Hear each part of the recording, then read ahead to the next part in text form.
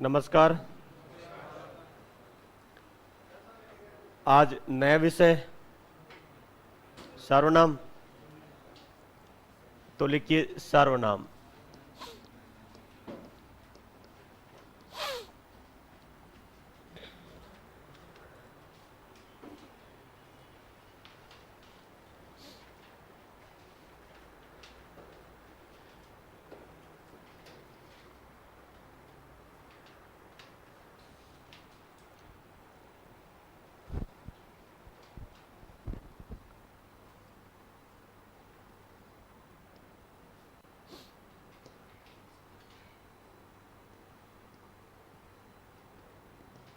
लिखिए अर्थ।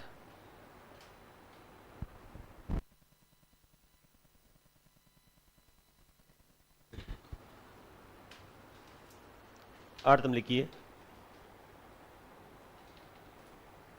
सर्वनाम शब्द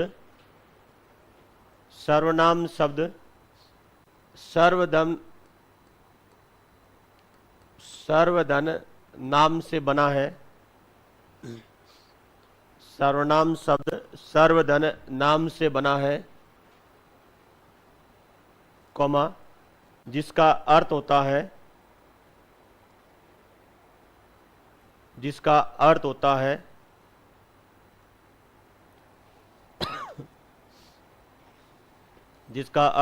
डैश सबका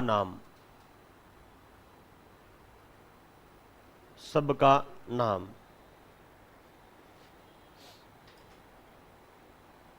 ऑब्लिक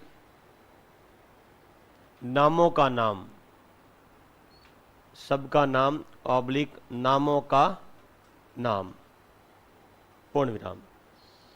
तो सर्वनाम का अर्थ है सबका नाम, यानी नामों का नाम। नाम का मतलब क्या होता है?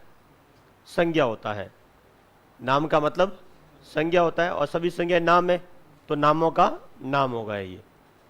अगला बिंदु लिखिएगा परिभाषा।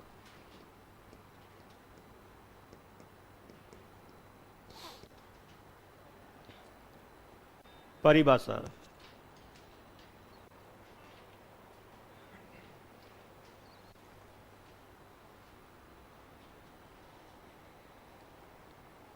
परिभाषा हमें कम से कम 2 तो लिखनी है। तो एक काम करिए, सीधा लिखिए जो विकारी शब्द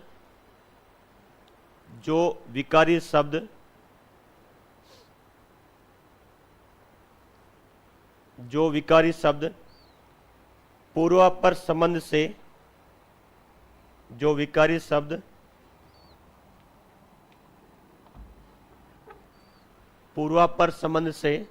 ये लिखिएगा, पूर्वापर संबंध से किसी संज्ञा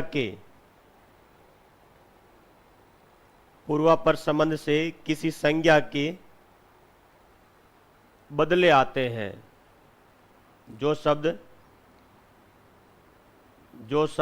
जो विकारी शब्द पूर्वापर संबंध से किसी संज्ञा के बदले आते हैं, कॉमा, उन्हें सर्वनाम कहते हैं। सर्वनाम कहते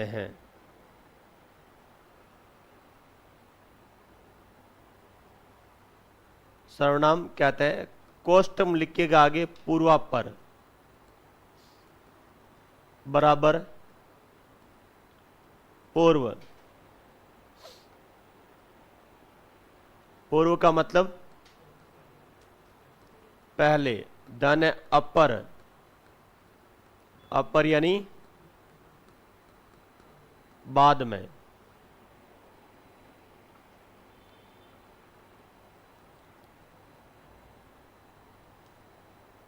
पूर्व धन अपर है, पहले या बाद में।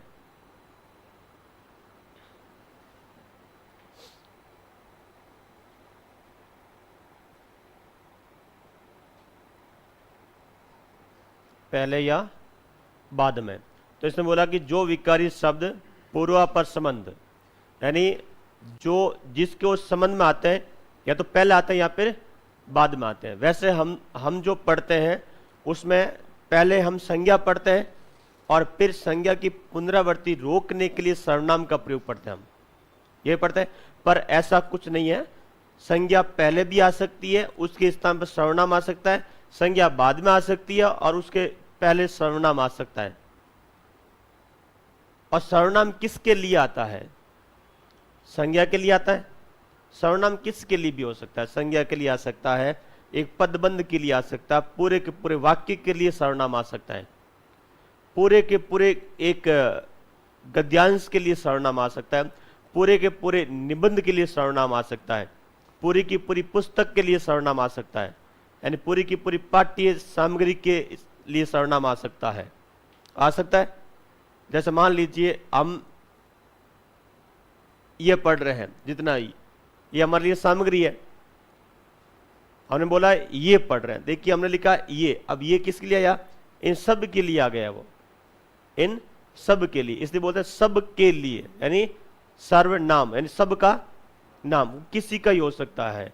ये जरूरी नहीं है कि कोई एक संज्ञा होनी चाहिए वहां पर, सामान्य तौर पर संज्ञा के लिए आता है ये, पर जरूरी नहीं है संज्ञा, वो किसी के लिए आ सकता है, किसी के लिए इसका प्रयोग कर सकते हैं हम, किसका?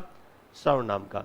तो ये तो है जो परिभाषा पूछने योग्य परिभाषा है, सरल शब्दों में, नीचे लिखिए सरल शब्दों में।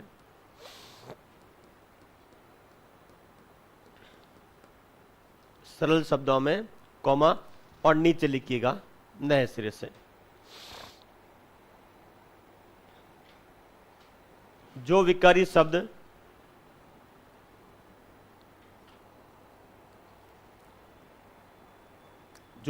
शब्द संज्ञा के स्थान पर आते हैं, जो विकारी शब्द संज्ञाओं के स्थान पर आते हैं, संज्ञाओं के स्थान पर आते हैं, कॉमा, उन्हें सर्वनाम कहते हैं।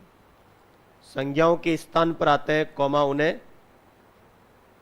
सर्वनाम कहते हैं, सर्वनाम कहते हैं। नीचे और लिखिए अगली पंक्ति में, जो शब्द सब नामों के स्थान पर आते हैं उन्हें सर्वनाम कहते हैं। जो शब्द सब नामों के स्थान पर आते हैं उन्हें सर्वनाम कहते हैं।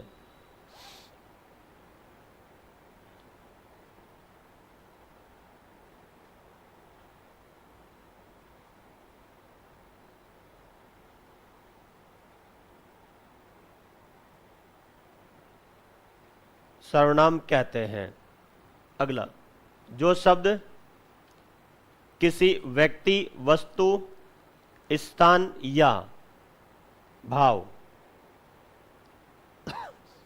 जो शब्द किसी व्यक्ति, वस्तु, स्थान या भाव के नाम के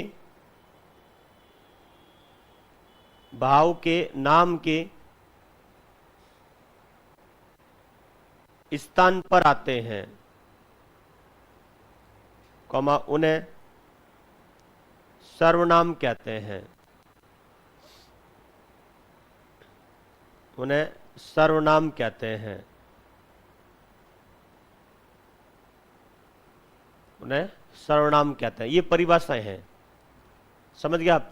कोई एक परिभाषा आपके सामने आ सकती है। सबसे महत्वपूर्ण परिभाषा ऊपर वाली है, जो विकारी शब्द पूर्वापर संबंध से किसी संज्ञा के बदले में आता है उसे सर्वनाम कहते हैं। यह परिभाषा पूछने योग्य है। बाकी इनमें से कोई परिभाषा आती है आप आराम से हल कर लोगे। तो दूसरी परिभाषा क्या है? दूसरी क्या है? जो शब्द संज्ञाओं के स्थान पर आते हैं सर्वनाम है। जो शब्द सब नामों के स्थान पर आते हैं सर्वनाम है। सब नाम सर्वनाम, सर्व यानी सब, तो क्या हो गया? सब नाम के स्थान पर। और फिर हम जो संज्ञा की जो परिभाषा पढ़ते हैं, संज्ञा की परिभाषा क्या होती है? जो विकारी शब्द किसी व्यक्ति, वस्तु, स्थान या भाव का नाम सूचित करे वो क्या है? संज्ञा। और भाव का नाम सूचित करे वो संज्ञा है। और भाव के नाम के स्थान पर जो शब्द आए वो सर्वनाम। तो उसी परिभाषा को आगे बदल कर लिख सकता है। तो चीजें रटकर मत जाना, परीक्षा में समझना। चीजों को समझना, देखना ठीक से प्रश्न को, उसके बाद उसको उत्तर देना। हो सकता है कि आप प्रश्न को आधा पढ़ लो, उत्तर दिया सीधा। कई बार एक गलती होती है कि जो विकारी शब्द किसी व्यक्ति, वस्तु, स्थान इतना पढ़ने के बाद नहीं इतना कॉन्फिडेंस होता है कि सीधा क्या लिखता है, संज्ञा। पर थोड़ा आगे पढ़ लीजिए। जो शब्द किसी व्यक्ति, वस्तु अथवा स्थान का नाम सूचित करे वो तो संज्ञा। व्यक्ति, वस्तु, स्थान के नाम के बदले आए वो सर्वनाम है। तो परिभाषा में आगे वो इतना ही बदलाव कर सकता है आपको चुकाने के लिए, और विद्यार्थी चूक जाते हैं इसमें, जो प्रश्नों को ठीक से नहीं पढ़ते वे चूकते हैं यहां पर। इसलिए मैंने चौथी परिभाषा आपको लिखाई है। बाकी चौथी परिभाषा लिखने की आवश्यकता पड़ती नहीं है, उपरोली परिभाषाएं पर्याप्त है। तो आपको बड़ी सावधान रखनी पड़ेगी यहां पर प्रश्नों को। जब भी प्रश्न बने उसमें पहले प्रश्न को ठीक समझना, एक ही जगह 2 बार पढ़ लो आप। प्रश्न ठीक से समझ आ गया, उत्तर आपके सामने पड़ा रहेगा। अगला बिंदु लिखिएगा, जाति। जो पहले लिखना चाहिए था हम अब लिख रहे हैं, जाति। सर्वनाम की जाति क्या है?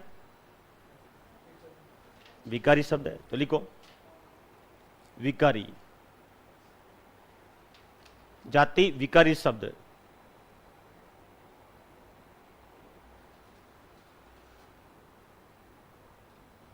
अगला बिंदु रूपांतरक।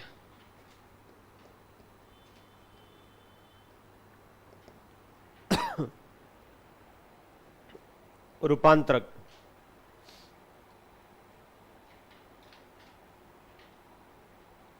सर्वनाम के रूप में परिवर्तन करने वाले, सर्वनाम के रूप में परिवर्तन करने वाले सर्वनाम के रूपांतरक कहलाते हैं। सर्वनाम के रूप में परिवर्तन करने वाले सर्वनाम के रूपांतरक कहलाते हैं।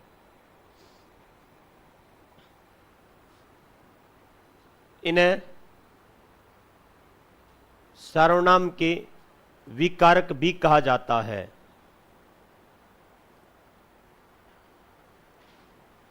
इन्हें सर्वनाम के विकारक और रुको इन्हें सर्वनाम के विकारक और सर्वनाम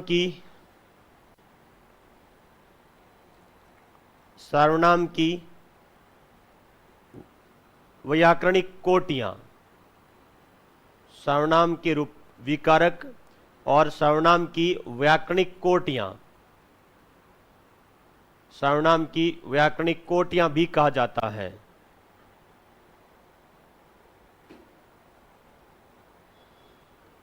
व्याकरणिक कोटियां भी कहा जाता है, कॉमा जो 3 है, जो 3 है।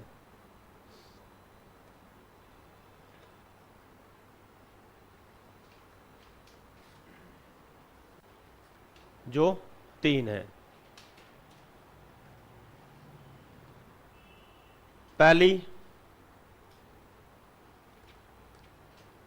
पहली व्याकरणिक कोटि पुरुष, दूसरा वचन और तीसरा रूपांतरक है कारक।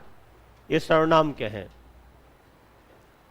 ये सर्वनाम के रूपांतरक हैं, सर्वनाम के रूप में परिवर्तन करने वाले हैं। ये पुरुष करता है, वचन करता है और कारक करता है।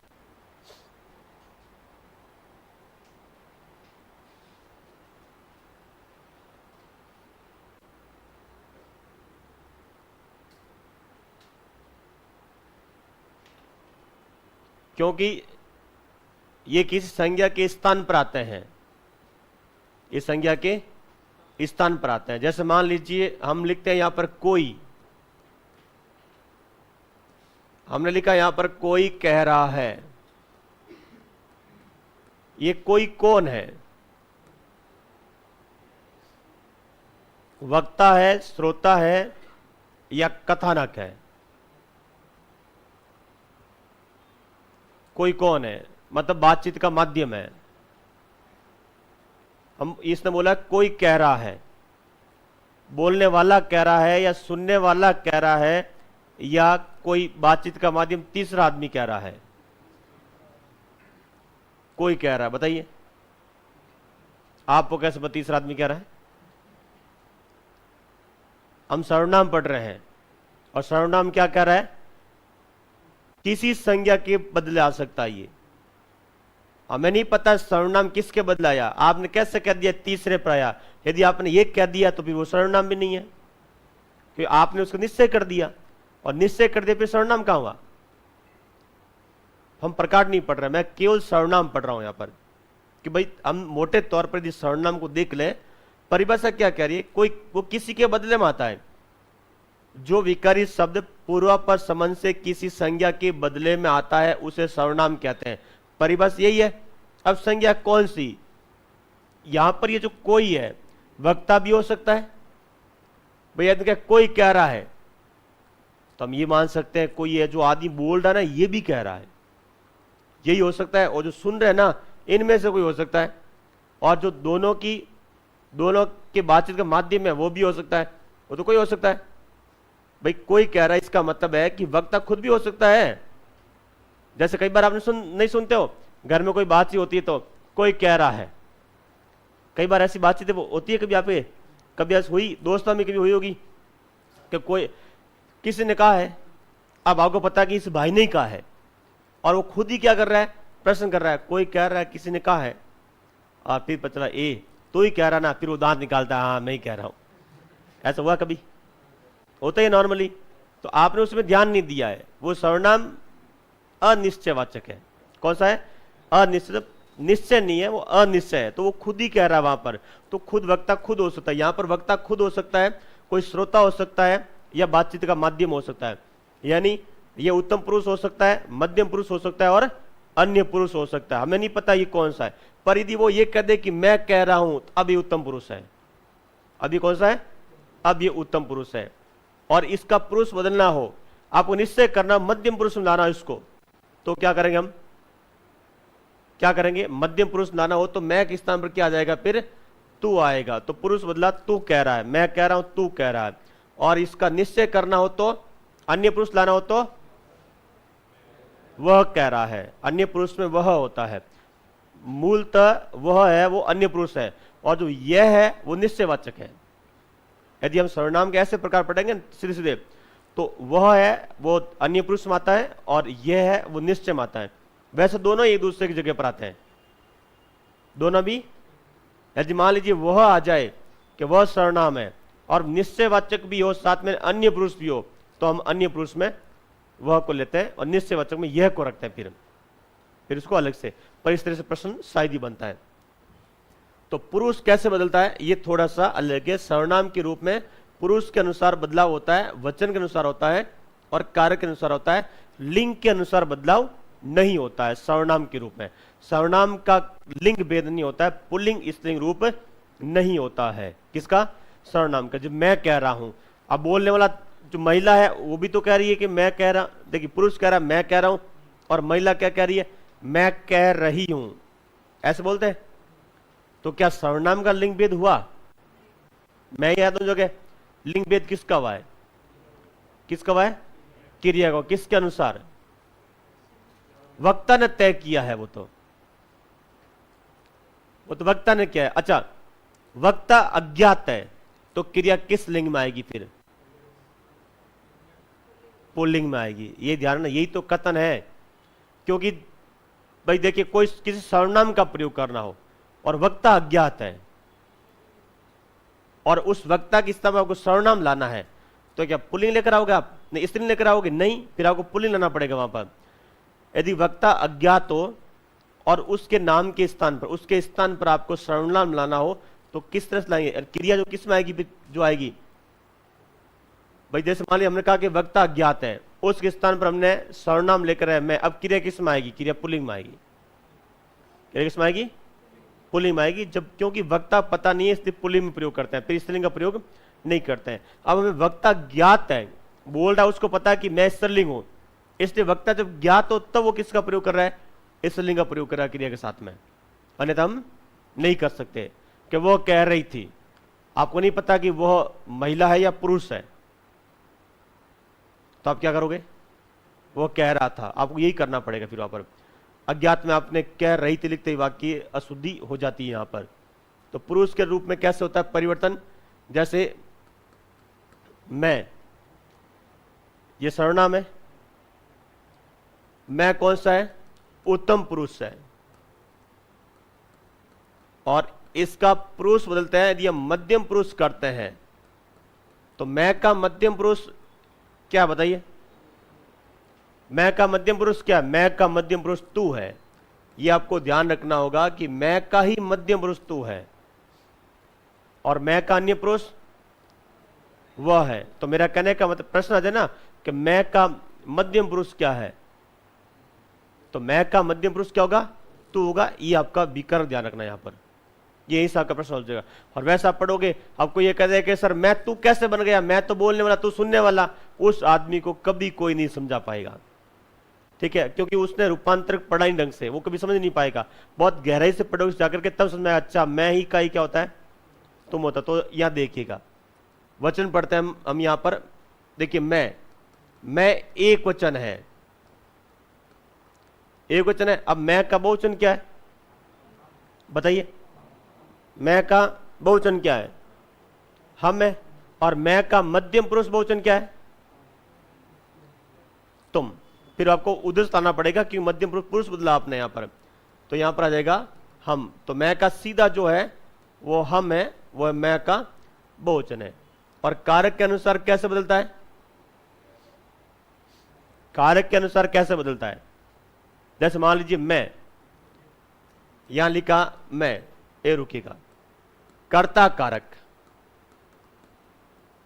हम कर्ता के अनुसार प्रयोग करते हैं मैं का, तो क्या आएगा? मैं। मैं आएगा। अब कर्म कारक लाइए, क्या कर्म कारक मैं ही आएगा? नहीं, मैं अपना रूप बदल देगा। कैसे बदलेगा? कर्ता कारक में तो यह है, और कर्म कारक में मैं बदलेगा मुझे। मैं, देखिए, मैंने उसे पुस्तक दी, अब उसको दी, अब वो वापस करेगा पुस्तक। अब वाक्य को पढ़ना आप, ये वाक्य देखिए, इसको ठीक से पढ़ना, वाक्य आपको यहां समझ आएगा। मैंने उससे पुस्तक दी, तो यहां पर मैंने क्या है? कर्ता कारक। उससे यहां पर क्या है? उससे यहां पर क्या है? कर्म कारक है। और पुस्तक भी क्या है? कर्म कारक है। दो कर्म कारक आ गए, दो कर्म कारक है। भले ही दो कर्म, क्या फर्क पड़ता है? इसमें जो मुख्य कर्म है वो पुस्तक है, और जो गौण कर्म है वो उससे है। गौण कर्म, कर्म के दो प्रकार होते हैं, प्रधान मुख्य कर्म और गौण कर्म, ठीक है। और इन्हीं के आधार पर क्रिया बनती है, द्विकर्म बनती है। द्विकर्म क्रिया बनती है क्या नहीं बनती है? वो इन्हीं कर्मों के से बनती है, ठीक है। तो हमने पढ़ा कि भी इसमें दो कर्म है, ठीक है। एक मुख्य पुस्तक है और उससे वो गौण कर्म है। अब ये काम करना है, उससे को बनाना है कर्ता, उससे को बनाना है कर्ता। भाई उसने पुस्तक दी, अब पुस्तक वो आपको वापस देगा, ठीक है। वो किस देगा? यानी इस कर्ता को देगा वापस। अब वाक्य बदलो, तो हम क्या पढ़ेंगे? ने लाएंगे। उसने मैं पुस्तक दी, क्या ऐसे लिखा जाएगा? नहीं लिखा जाएगा। कारक के अनुसार अब ये मैं बदलेगा, कारक के अनुसार ये मैं अब बदलेगा। और यहां पर क्या लिखा जाएगा? मुझे लिखा जाएगा। उसने मुझे पुस्तक दी, उसने मुझे पुस्तक दी। समझ में आया? तो अब ये कारक के अनुसार भी अपने रूप में करता है परिवर्तन। और ये सबसे, ठीक है, जटिल अवस्था होगी कि कारक के अनुसार वो अपना रूप कैसे बदलता है। कि पुरुष तो चलो कोई बात नहीं, सरल रूप में आ जाएगा, आपने जो पढ़ोगे वो हो जाएगा। बाकी आपको बहुत ज्यादा समस्या होने वाली है। तो सर्वनाम का लिंग भेद नहीं होता है, पुरुष भेद होता है, वचन भेद होता है और कारक भेद होता है। यहीं पर बहुत अच्छा प्रश्न बनता है, लिखिए आप इन तीनों को, ये रूपांतरक है।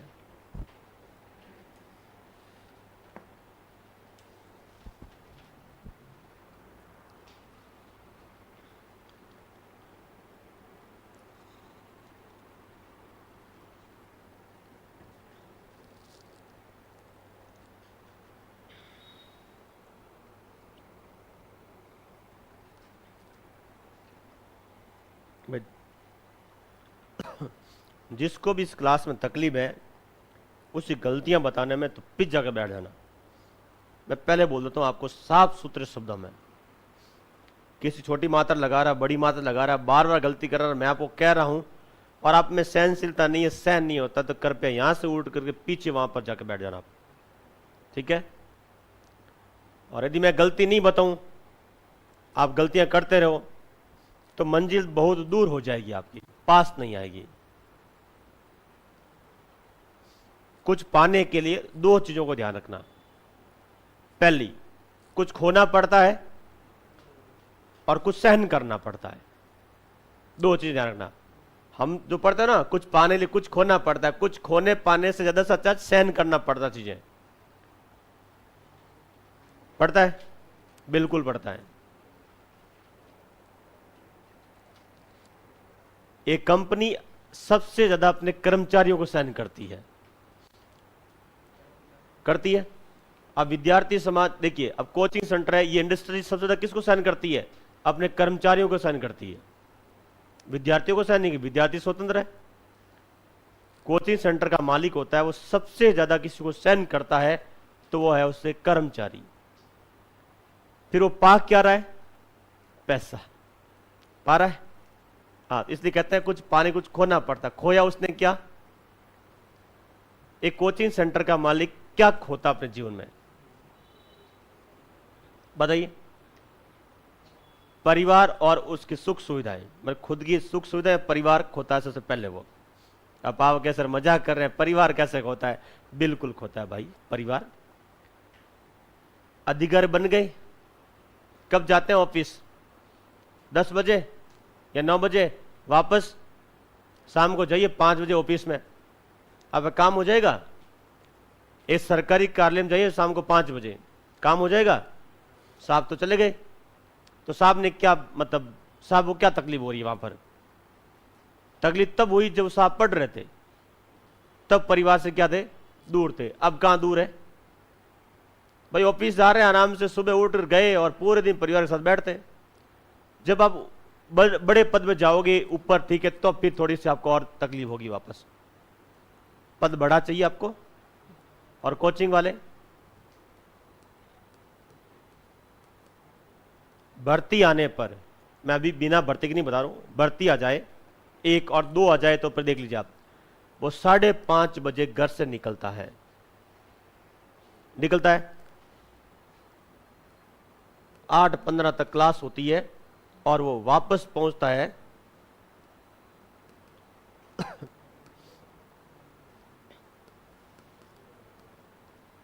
ये जो सुबह निकलता है, प्रातः लिखते हैं, भोर के समय में।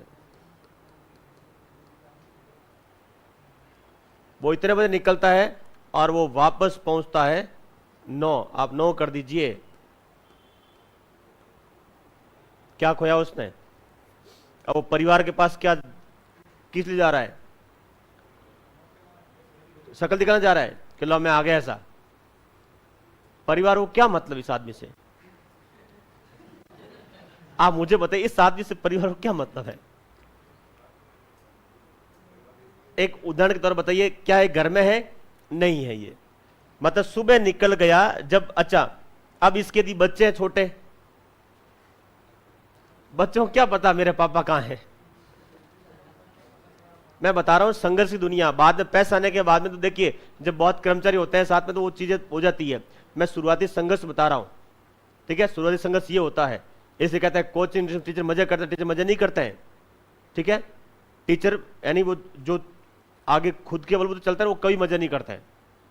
आपको लगता है दूसरों को मजा करता है, बिल्कुल भी नहीं है। अब उसके साथ में बताइए, छुट्टी करते हैं तो विद्यार्थी गाले निकालता है, आज छुट्टी कर दी हमारी, आप छुट्टी करते तो कभी कोई बोलता है? नहीं। एक बात बताइए, शुरुआत में जब विद्यार्थी पढ़ने आता है तो पूरी क्लास भरी होती है, धीरे धीरे क्लास में आधे रह जाते हैं, रहता है। और कोई संस्थान ये भी कह रहे हैं कि आधे नहीं रहते हैं साहब, हमारे तो 25% रहता है केवल। तो वो तो संस्थान पर बस चिन्ह 25% क्यों रह रहे हैं? आप उसको पकड़ नहीं रहे हो बच्चों में, अब काबिलियत नहीं, आप इसलिए पकड़ नहीं रहे हो। बाकी चलो 50% तो मान लीजिए विद्यार्थी पढ़ते ही नहीं, वैसे ही वो तो मजे करना आता है वैसे घर से, तो वो निकल गए। अब मुझे बताइए, और उस दरमियान टीचर अपना समय कम कर देता, क्या चलो हम नहीं पढ़ाएंगे, आधा घंटे पढ़ाएंगे, आप क्या सहन कर लोगे? नहीं। टीचर के लिए तो वही ना सदबार है, उसको आना ही पड़ेगा, हमेशा हमेशा आया करेगा। तो ये स्थिति होती है। तो सबसे ज्यादा उसको खोना पड़ता है परिवार। समझ गया आप? अब वो देख के मतलब बताइए, अब यहां सोए घर जाकर सोए, खाना तो वो कहीं खा सकता है, कहां दिक्कत है उसको? है नहीं है। ये होती है सबसे बड़ी समस्या टीचरों के साथ में, कि परिवार से दूर रहते हैं। हर टीचर के साथ ये समस्या है, जो भर्ती आने के बाद में। अब जो कंपनियां बन गई है वो टीचर मौज करते हैं, 7 घंटे क्लास लेते हैं, मौज करते हैं, फिर उनको पैसे उस हिसाब से मिलता है, फिक्स। उनके पैसे की लिमिट हो गई। और या जो मेहनत करते हैं उनकी लिमिट नहीं होती, फिर वो पढ़ते रहते, लिमिट क्रॉस है। तो एक चीज है जिंदगी में जाना, सफलता आपको कोई नहीं कोई चीज खोनी पड़ेगी। और यहां चलो वो कर्मचारी है, तो कर्मचारी वो कहता है कि सर आज आपको एक्स्ट्रा क्लास लेनी है, कोई टीचर नहीं आया, कहते नहीं सर मैंने तो प्लान बना लिया, परसों अब मेरा परिवार है वो जा रहा हूं घूमने के लिए, सर मैं तो जा रहा हूं। अब वो क्या कर रहा है, उस कर्मचारी को साइन कर रहा है। कौन? मालिक। जो उसकी भी नैतिक जिम्मेदारी है कि अपना काम छोड़ करके इसको प्रायोरिटी दे, वो कि परिवार तो कल चला जाएगा, परिवार तो कल घूमने चला जाएगा, पर आज तो वो टीचर कोई और इमरजेंसी में नहीं आया, उसके लिए क्लास लो। वो नहीं लेते क्लास, बच्चों छुट्टी नहीं पड़ती है। और वो कर्मचारी मालिक क्या करता है, फिर वो उसको भजन सुनाएगा, सीधी बात है, सीधा सुना नहीं सकता, घुटता वो अंदर अंदर। तो इसको क्या करता है, उसको बोलते हैं सहन करना। और जो चीज इसमें अनुभवी होते हैं वो कभी नहीं बोलते हैं कि सर मैं छुट्टी पर हूं, ठीक है सर मेरा काम छोड़ रहा हूं, मैं आ रहा हूं, कहता हूं मैं आ रहा हूं। ये कैसे होता है? ये अनुभव से आता है। कि खुद यदि मालिक बन जाए उससे पता चल जाएगा टीचरों को भी। तो सबसे ज्यादा मालिक सहन करता है कर्मचारियों को, करता है। तो आप भी यदि अगर टीचर बनो तो मालिक को परेशान मत करना कभी। हाँ मैं बता दूं आपको, मैं फिर वो आपको आपके प्रति हमदर्दी से बात नहीं करे, वो मजबूरी में बात करता है वहां पर कि इससे मेरा काम निकल रहा है। और सबसे ज्यादा समस्या उनकी होती है जो शाम को ड्रिंक नहीं करते हैं। ड्रिंक करना चलो कोई बात नहीं, करके सो जाते हैं, भाड़ में जाए दुनिया। लेकिन रूपांतर हुआ है हमारा, ठीक है। तो मुझे चीज याद आ गई, आपको सहन नहीं करना तो कृपया पिछ जाके बैठ जाए, मैं तो बोलूंगा। मुझे कोई नहीं रोक सकता क्लास में आने के बाद में कि सर मैंने गलती की, ना मुझे क्यों बोला, मैं तो बोलूंगा। पर अभी क्या समस्या चल रही है कि बोलो मत। तो लिख दिया रूपांतरक, नोट लिखिए। नोट लिखिएगा।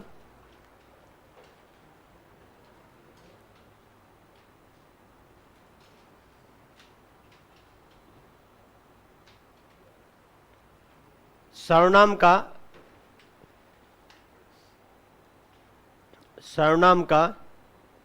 लिंग नहीं होता है। सर्वनाम का लिंग नहीं होता है, अर्थात इसके पुल्लिंग स्त्रीलिंग भेद नहीं होते हैं। अर्थात इसके पुल्लिंग स्त्रीलिंग भेद नहीं होते हैं।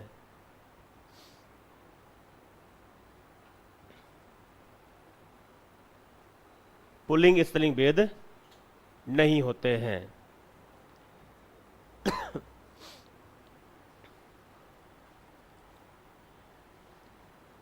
पूर्ण विराम। आगे लिखिए इसी पंक्ति में, इसका संबोधन कारक भी नहीं होता है। इसका संबोधन कारक भी नहीं होता है। इसका संबोधन कारक भी नहीं होता है क्योंकि इसका संबोधन कारक भी नहीं होता है, अर्धविराम, क्योंकि सर्वनाम का कभी, क्योंकि सर्वनाम का कभी संबोधन में प्रयोग, सर्वनाम का कभी संबोधन में प्रयोग नहीं होता। सर्वनाम का कभी संबोधन में प्रयोग नहीं होता। संबोधन में प्रयोग नहीं होता। तो सर्वनाम को कभी आप संबोधन के रूप में प्रयोग नहीं करते हो। हे ऐसे बोलते हैं, जैसे देखिए ए बच्चे, आपने कैसे बोला? ए वो नहीं बोलते हम, ऐसे बोलते हैं ए तू नहीं बोलते हैं, ऐसे बोलते हैं ए लड़के तू इधर आ, ये बोल सकते हो आप।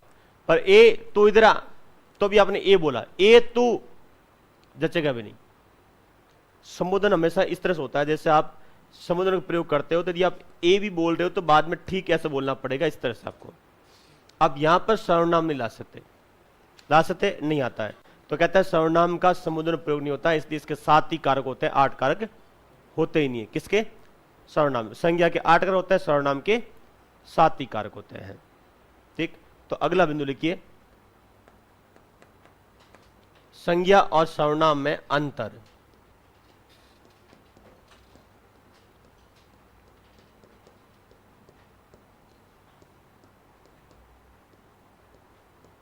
सर्वनाम में अंतर, संज्ञा और सर्वनाम में अंतर। एक बात हम पढ़ते हैं, सर्वनाम संज्ञा के बदले में आता है,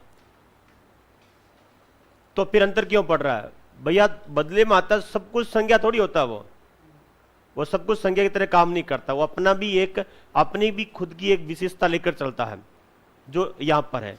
तो अंतर सीधा लिखूं या ऐसे बना के लिखूं? सीधा लिखा दूं? अंतर तुलना पढ़नी है, ठीक है, तो सीधे लिख सकते हो, क्यों? इसमें कोई वो ऐसा कुछ है नहीं।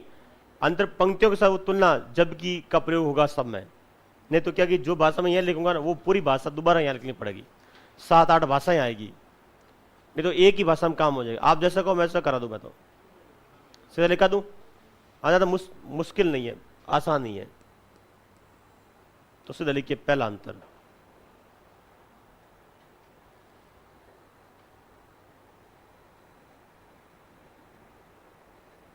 संज्ञा से केवल उसी पदार्थ का, ये रुको, संज्ञा से केवल उसी वस्तु या भाव का, उसी वस्तु या भाव का ज्ञान होता है, कॉमा, जिसका वह नाम है। संज्ञा से केवल उसी वस्तु या भाव का ज्ञान होता है, कॉमा, जिसका वह नाम है।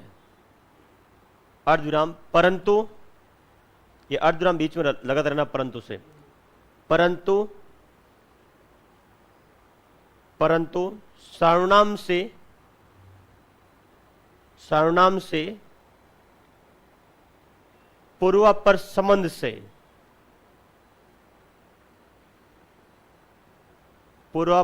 से किसी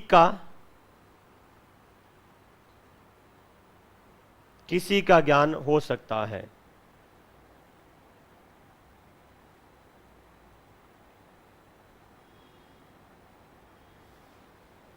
पूर्ण विराम, निश्चित संज्ञा की जानकारी नहीं मिलती, निश्चित संज्ञा की जानकारी नहीं मिलती।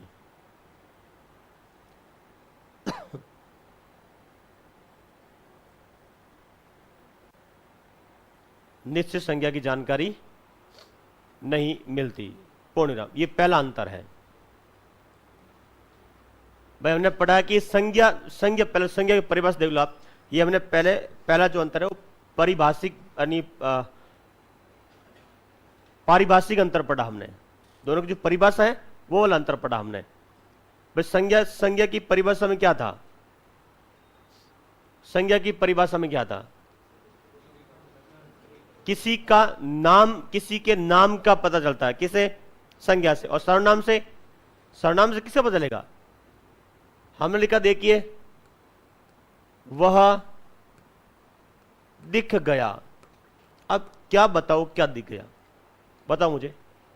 अब मैंने बोला वह दिख गया, अब मैंने क्या देखा मुझे बता दो आप। इससे आप निश्चित कर लीजिए, कोई संज्ञा बता सकते हो कि किसके बारे में कह रही है? नहीं कह रहा। तो सर्वनाम से किसी का पता नहीं चलता कि वो कौन सी संज्ञा है, और संज्ञा से पता चलता है कि ये वह संज्ञा है। हम लिखा, जैसे मान लीजिए टेबल, लिखा टेबल, मतलब टेबल ही है वो। कोई और नहीं है। और बोला कि वह, हमें क्या पता वो टेबल है, पानी की बोतल है, टीवी है, कंप्यूटर है, कोई व्यक्ति बैठा सामने, क्या बैग है, क्या है, पता चल रहा है? नहीं चल रहा है। तो पहला अंतर है, सर्वनाम से निश्चित वस्तुओं का पता नहीं चलता है, वस्तु की निश्चितता का ज्ञान नहीं होता है, जबकि संज्ञा से वस्तु की निश्चितता का ज्ञान होता है। तो दूसरा बिंदु लिखिए, संज्ञा से वस्तु की निश्चितता का ज्ञान होता है, संज्ञा से वस्तु की निश्चितता का ज्ञान होता है, अर्धविराम, परंतु सर्वनाम से वस्तु की निश्चितता का ज्ञान नहीं होता है।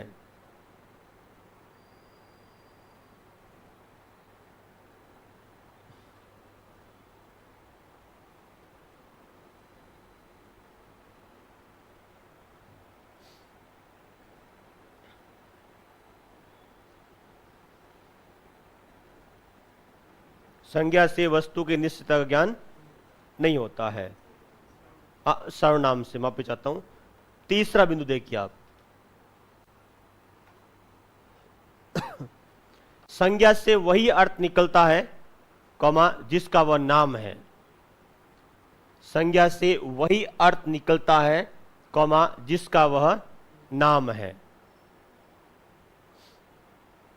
संज्ञा से वही अर्थ निकलता है, कौमा, जिसका वह नाम है। परंतु, अब परंतु से पहले अर्धविराम लगाते रहना, परंतु सर्वनाम का कोई अर्थ निकाला जा सकता है, परंतु सर्वनाम का कोई अर्थ निकाला जा सकता है।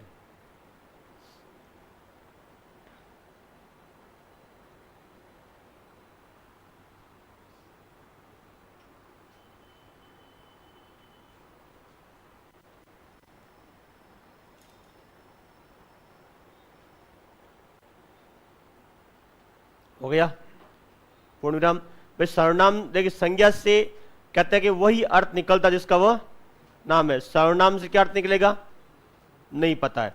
जैसे अभी थोड़ी देर पहले हमने लिखा था ये वाला, वह दिख गया, वह दिख गया। इस जगह मैं मान लीजिए ये लिख दूं,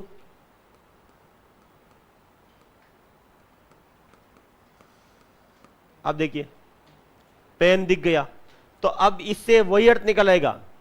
ये संज्ञा है, पेन दिख गया मतलब पेन निकलेगा, और यहां पर वह दिख गया, अब निश्चित अर्थ नहीं है, कोई अर्थ निकाला जा सकता है, कोई, जो आपकी मर्जी है, जितने बैठे हो उतने आपके अर्थ निकलेंगे, जितने ये जो श्रोता है या जो वक्ता जो भी है उतना अर्थ निकलेंगे, इससे अर्थ निश्चित नहीं है। इससे अगला बिंदु लिखिए, चौथा,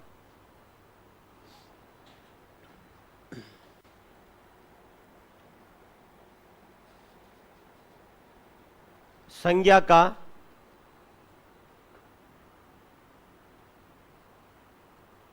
का लिंग भेद भी होता है और पुरुष भेद भी। संज्ञा का लिंग भेद भी होता है और पुरुष भेद भी।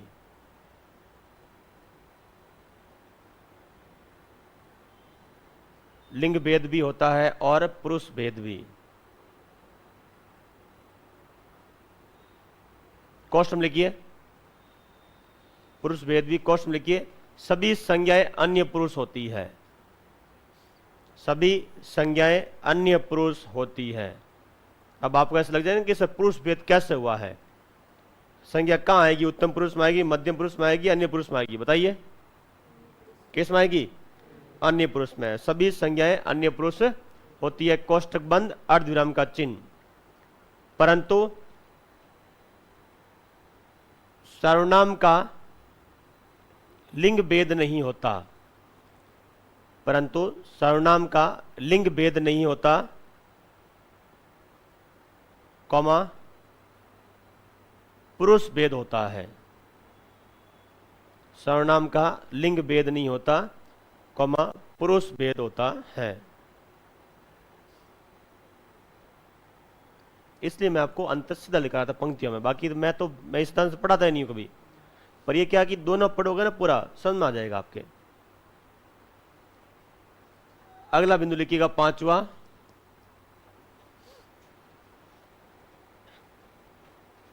संज्ञा के सभी 8 कारक होते हैं। संज्ञा के सभी 8 कारक होते हैं।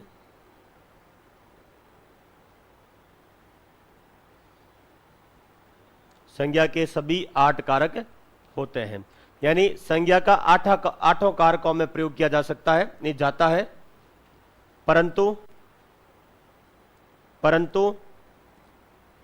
सर्वनाम के 7 ही कारक होते हैं। परंतु सर्वनाम के 7 ही कारक होते हैं। पूर्ण विराम इसका संबोधन कारक नहीं होता। पूर्ण विराम इसका संबोधन कारक नहीं होता। अब सर्वनाम का संबोधन कारक नहीं होता है, पर संज्ञा का संबोधन कारक होता है।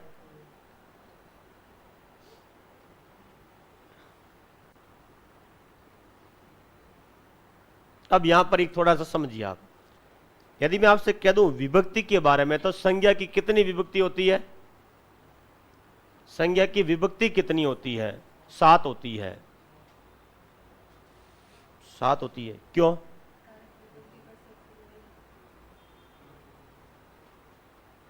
संज्ञा की विभक्ति देखिए होता क्या कि कारक चिन्ह का हमने कारक लिखा, पर यदि विभक्ति लेकर चल रहे हम तो संज्ञा की विभक्ति कितनी होती है? 8 होती है। ठीक है, और सर्वनाम की बहुत बढ़िया। एक उद्देश्य से कोई बोल रहा है, पूरा खुल के बोल रहा है भाई। नहीं पता है? कारक तो पता है, कारक नहीं पता है। चलो ये पढ़ जा रहे हैं, सब पढ़ेंगे आगे, क्योंकि सब कुछ चीजें क्या होती है, यहां तो अंतर पढ़ रहे हम संज्ञा सर्वनाम का। आज तो समझ में कम आ रहा है, पर कल जब पूरा टॉपिक पढ़ के आ जाओगे दोबारा सब समझ में आ जाएगा आपके। 1 घंटे में सारा रिविजन कर लोगे आप, सब समझ में आ जाएगा क्या चल रहा है या क्या नहीं चल रहा है। संज्ञा की विभक्ति कितनी होती है? 7 होती है मैडम, 8 नहीं होती है। मैंने कहा लिखा है? मैंने लिखा है संज्ञा के 8 कारक होते हैं, विभक्ति 7 ही होती है संज्ञा की। कौन सी विभक्ति? कौन सी है? कर्ता, कर्म, ये विभक्तियां, ये कारक है। विभक्ति कौन सी है? प्रथमा, द्वितीया, तृतीया, चतुर्थी, पंचमी, षष्ठी, सप्तमी और सप्तमी होती है। देखिए विभक्ति कर्ता, सुनना, कर्ता, प्रथमा, आगे बोलते रहो, कर्म, द्वितीया, करण, तृतीया, संप्रदान, चतुर्थी, अपदान, पंचमी, संबंध, षष्ठी, अधिकरण, सप्तमी और संबोधन प्रथमा। संबोधन में प्रथमा विभक्ति होती है। विभक्ति कितनी हुई? 7। तो सर्वनाम विभक्ति कितनी हुई? 7।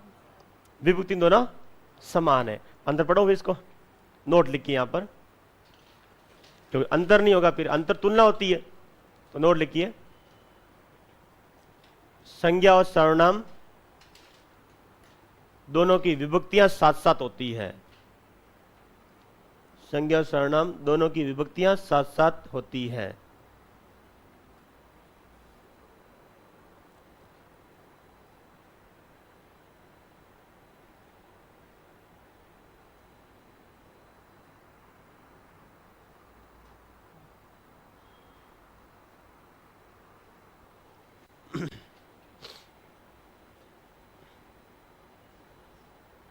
साथ साथ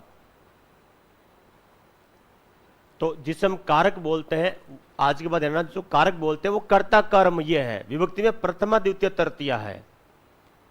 समझ गए आप? उल्टा सीधा नहीं लिख सकते हम इन चीजों को, कि कारक बोलते समय क्या करते हैं, कर्ता, कर्म, फिर अपादान, फिर संप्रदान, ऐसे कभी नहीं बोल सकते आप। इसलिए आपको बचपन में चीज रटाई है, कर्ता ने कर्म को कर्ण से, संप्रदान के लिए अपादान से, ऐसे बोलते हैं।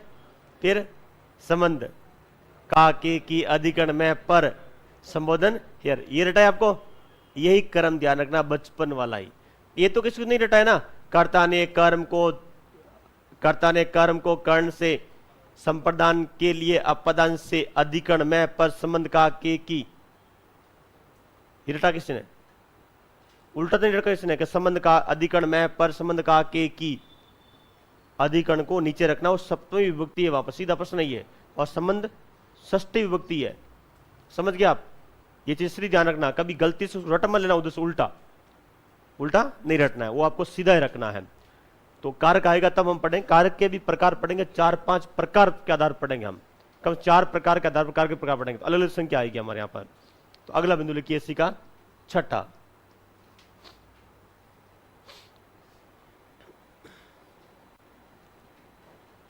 संज्ञा के सकारात्मक और नकारात्मक दोनों प्रकार के अर्थ निकलते हैं।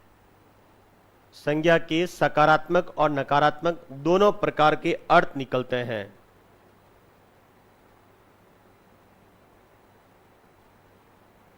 सकारात्मक और नकारात्मक दोनों प्रकार के अर्थ निकलते हैं,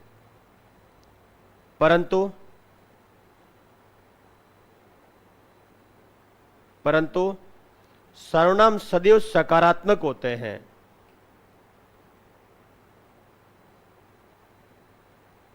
परंतु सर्वनाम सदैव सकारात्मक होते हैं।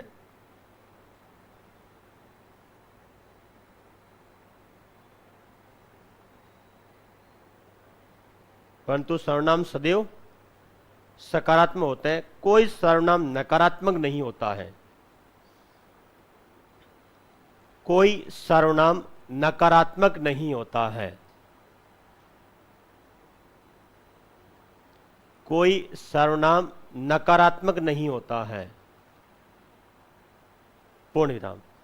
अब संज्ञा तो क्या नेगेटिव पॉजिटिव दोनों हो सकती है। सर्वनाम सदैव क्या होता है? पॉजिटिव होता है। इसका नकारात्मक रूप अर्थ कभी नहीं निकाल सकते आप, ये हमेशा सकारात्मक आएगा। कितने सर्वनाम हमारे पास में? जितने सर्वनाम है कोई नकारात्मक अर्थ देता है नहीं। और संज्ञा बताइए, संज्ञा देती है? देती है, बिल्कुल देती है। नहीं करते को आती है भाई संज्ञा। जैसे मान लिया आपने किसी को बोल दिया यह अयोग्य है,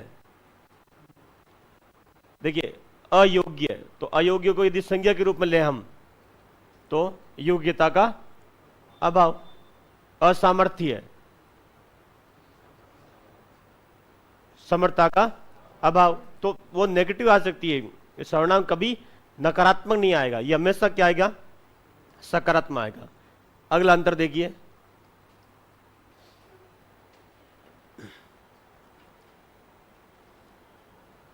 संज्ञा को कारक चिन्ह, संज्ञा को कारक चिन्ह ऑब्लिक परसर्ग, संज्ञा को कारक चिन्ह ऑब्लिक परसर्ग के साथ हटाकर लिखा जाता है। हटाना के साथ हटाकर लिखा जाता है। अर्धविराम परंतु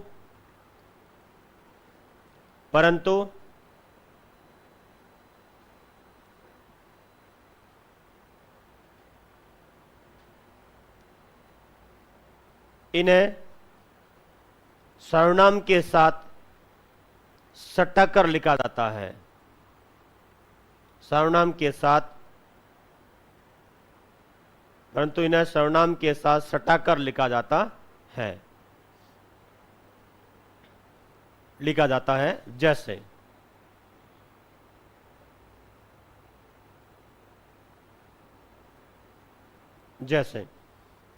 मान लीजिए संज्ञा है, संज्ञा धन परसर्ग का प्रयोग, और हम लिख रहे हैं यहां पर सर्वनाम धन परसर्ग का प्रयोग। परसर्ग मतलब कारक चिन्ह ही है। अभी इनका प्रयोग करोगे संज्ञा के साथ में, और इनका प्रयोग करोगे आप सर्वनाम के साथ में।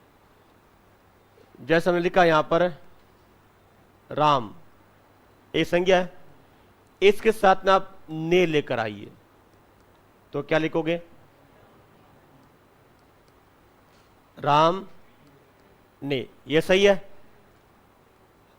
क्या हम ऐसा लिख सकते हैं राम ने?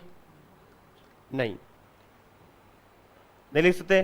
नहीं, 1964 के पहले ये समस्या थी। 1964 के पहले जब देवनागरी लिपि हिंदी वर्तन यानी देवनागरी लिपि का मानकीकरण नहीं हुआ था, उससे पहले पहले ये समस्या थी। कुछ राम ने साथ लिखते थे, कुछ राम ने अल लिखे थे। एक वैज्ञानिक पुस्तक आती है अंबिका प्रसाद वाजपेयी, उसमें सब जगह ये लिखा हुआ है। एक पुस्तक है, एक सुनीति कुमार चटर्जी की भी है, जिसमें भी उन्होंने क्या लिखा है, चीजों को साथ में लिख रखा है।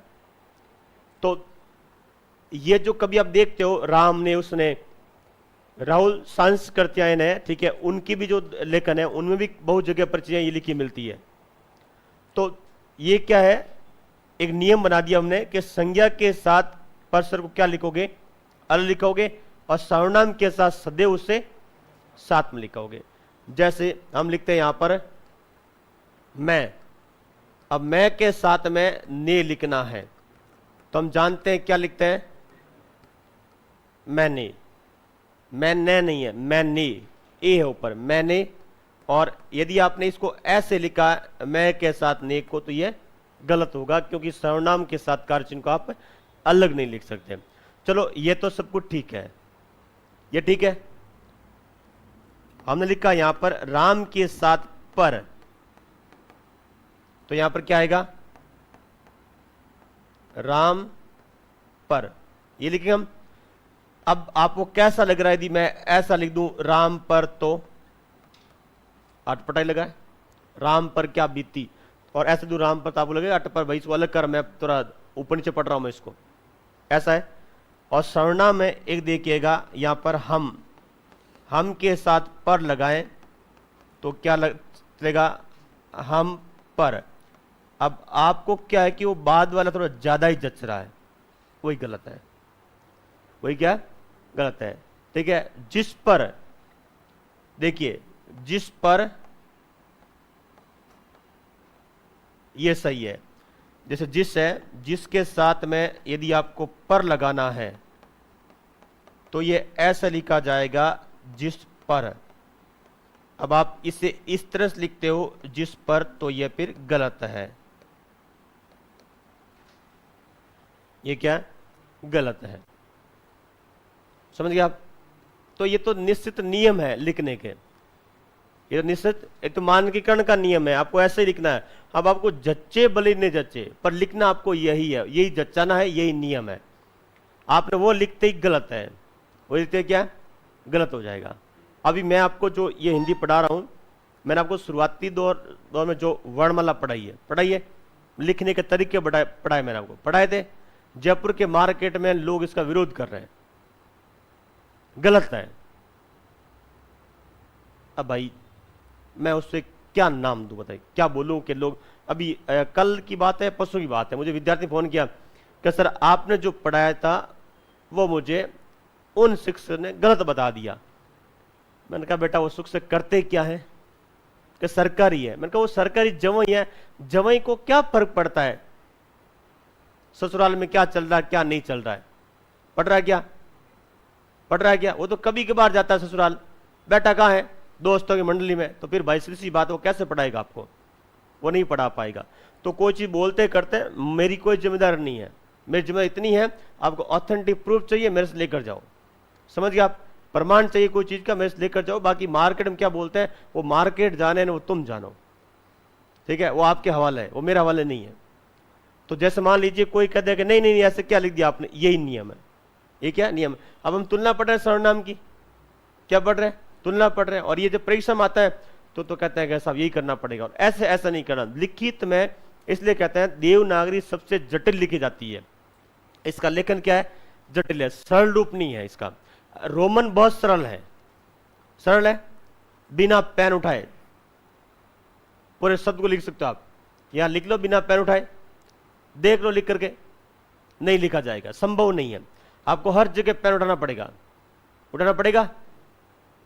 और उठाना पड़ता है ना, बिल्कुल पड़ता है। यदि अ लिखते हैं ना तो भी कितना ही करें ना, ऐसा करेगा तो भी आपको उठाना ही पड़ेगा इसके लिए। लो, और की लिखना हो तो आप कितना भी करो ना की तो लिखिए आप, तो भी आपको फिर वो तो उठपटा हो जाएगा।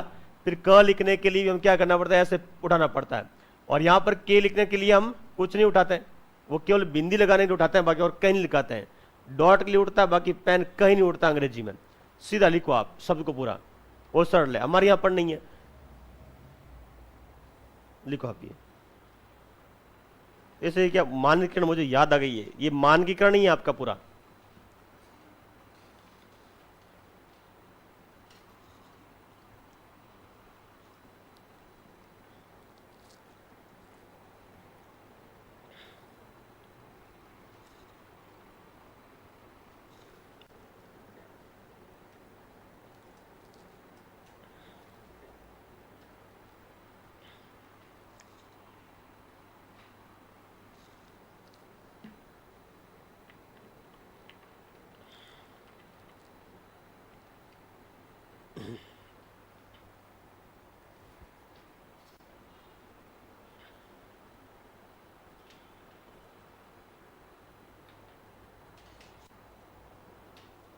अभी तक तो सर्वनाम समझ में आया आपके, क्या नहीं आया?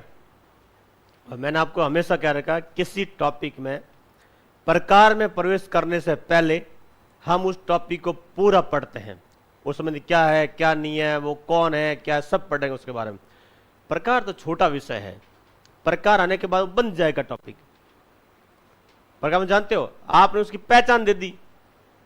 आप ये समझ लो कि हम कहीं जा रहे हैं, आपको ये नहीं बता रहा है कि आप कहां जा रहे हो, और फिर भी आपको आसपास की सारी जानकारी पहले बताओ, रुक जा मैं तुझे जहां तक लेकर जा रहा हूं पूरा रास्ता बता रहा हूं। यदि आपको कोई व्यक्ति सीधा बोल दे कि मैं वहीं जा रहा हूं, आप जानते क्या करोगे? आप रास्ता भूल जाओगे, आपको सीधा वही दिखेगा। आप इस चीज को नोट कर लेना भले। आपको कोई व्यक्ति बिना कुछ बताए चला जाए यहां से, तो आपके मन में हमेशा चलेगा, अच्छा अभी ये आइए, ये कहां लेके जाएगा, अच्छा अब ये आइए, ये कहां लेके जाएगा, अच्छा ये आइए, कहां लेके जाएगा, यहां लेके जाएगा, नहीं चलता है। और एक को बोलते कि सीधा यहां से मैं तुझे यहां लेकर जाऊंगा, आप भले पूछ देना, आपको एक आध कोई जगह गलती से याद रह जाए, 4 दिन बाद में नहीं रहेगी। और इसको पूछना क्या तुझे लेकर गए, वो कहेगा यार भाई साहब एक पहले वहां आया था, पहले ये आया था, पहले ये आया था, पहले वो बता देगा आपको, आपसे 4-5 चीजें एक्स्ट्रा बता पाएगा। इसलिए हम प्रकार में जाने से प्रकार चीजों को बांध देगा, प्रकार के बाद हम कुछ नहीं पढ़ पाएंगे चीजों को। जो पढ़ना उससे पहले पढ़ लो आप, क्योंकि आपने डेस्टिनेशन बता दिया सीधा, तो फिर इसके बाद में वो चीज आपके माइंड में वही चलेगी, दूसरा चलेगा भी नहीं। समझ गए? और मैं इसी उद्देश्य से पढ़ाता हूं कि विद्यार्थी को बिना बताए चीजें पहले पढ़ा दो, पढ़ाने के बाद में वो जगह बताने के बाद कुछ भी नहीं है। तो प्रकार हमारा डेस्टिनेशन होता है, ठीक है, जिस हमें पहुंचना होता है। ये हमारा अंतिम हथियार होता है, पता, अंतिम गंतव्य स्थल होता है हमारा अंतिम, ठीक। और जब भी होता है प्रकार हमेशा अंत पढ़ेंगे, और प्रकार पढ़ते ही टॉपिक खत्म कर देंगे। अब इसके बाद लिखिएगा, इसमें एक बिंदु और है, अन्य नाम।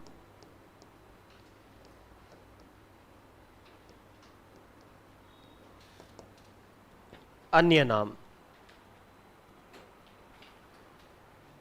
सर्वनाम के अन्य नाम है, बिल्कुल सर्वनाम के अन्य नाम है। एक इसका नाम है सर्वसंज्ञा। सर्वनाम का एक नाम है सर्वसंज्ञा।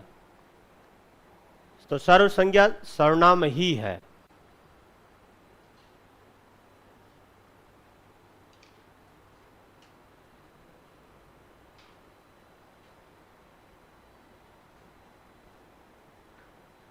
देखिए, चूंकि नाम को संज्ञा कहते हैं,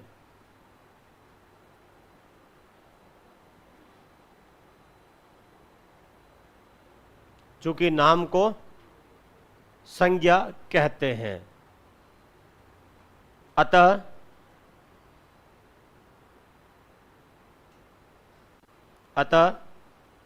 सर्वनाम के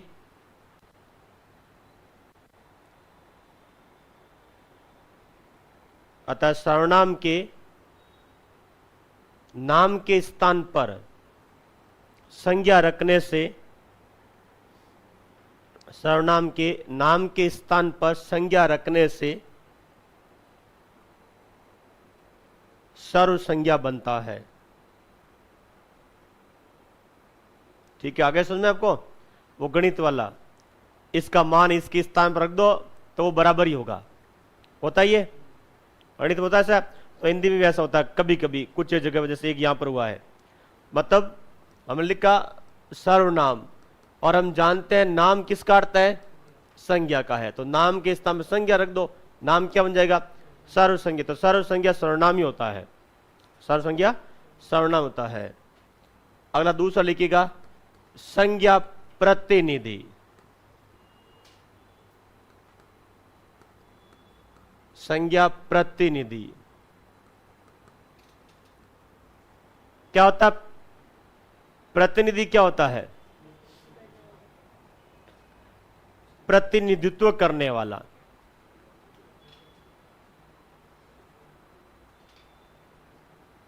आपने सुना होगा स्वघोषित सरपंच। कौन होता है? सरपंच प्रतिनिधि। स्वघोषित सरपंच होता है वो। सरपंच होता नहीं है, लीगली वो सरपंच नहीं है, पर स्वघोषित, अपने आप को सरपंच घोषित कर दिया है।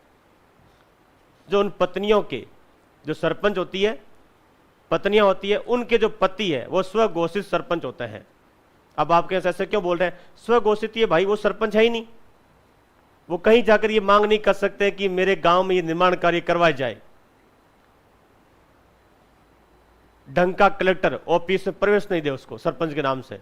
और बाहर जाइए आप, कौन है आप? सरपंच प्रतिनिधि हो। कौन है प्रतिनिधि? क्या संविधान में लिखा है प्रतिनिधि? आप कहीं सरकार ने आदेश निकाल रखे कि भी सरपंच के स्थान पर, ठीक है, उसके द्वारा नियुक्त कोई व्यक्ति आ सकता है कामकाज मांगने के लिए? नहीं लिखा। तो जाइए यहां से बाहर। ढंग का कलेक्टर सरपंच के पति को प्रवेश ही नहीं दे। और नहीं तो बाकी जो राजनीति से प्रभावित होते हैं वो तो देते ही प्रवेश। लो साहब, आओ साहब, बैठो साहब। कलेक्टर भी दो तरह का होता है, राजनीति से प्रभावित होता है, ठीक है, डरते हैं नेताओं से। एक जो बिल्कुल ही अपने काम से काम रखते हैं, मतलब से मतलब उनको सिर्फ राजकीय, यानी जो महिला सशक्तिकरण वाले जो होते हैं, बोला जाइए लाइए सरपंच साहब को खुद को, आप जाके बाहर बैठिए। आप फिर बुलाते सरपंच साहब, हाँ बताइए क्या काम बताइए। अब महिला सशक्तिकरण तो वही तो होता है। और कोई कलेक्टर जो इसको कोई मतलब नहीं है महिला सशक्तिकरण से, वो सरपंच साहब, सरपंच के पति आते हैं, उनसे बात कर लेते हैं और जाओ। इसका मतलब है आप पर क्या है? प्रश्न चिन्ह है। आप पता कर लेने से एक बात करना क्या होता है, धरातल पर काम क्या होता है। तो सर्वनाम भी क्या है? संज्ञा प्रतिनिधि है। तो संज्ञा क्या है? सरपंच है। सर्वनाम क्या है? सरपंच प्रतिनिधि है। अब समझ आ गया प्रतिनिधि क्या होता है? ठीक है, पर ये लीगल है। ये क्या है?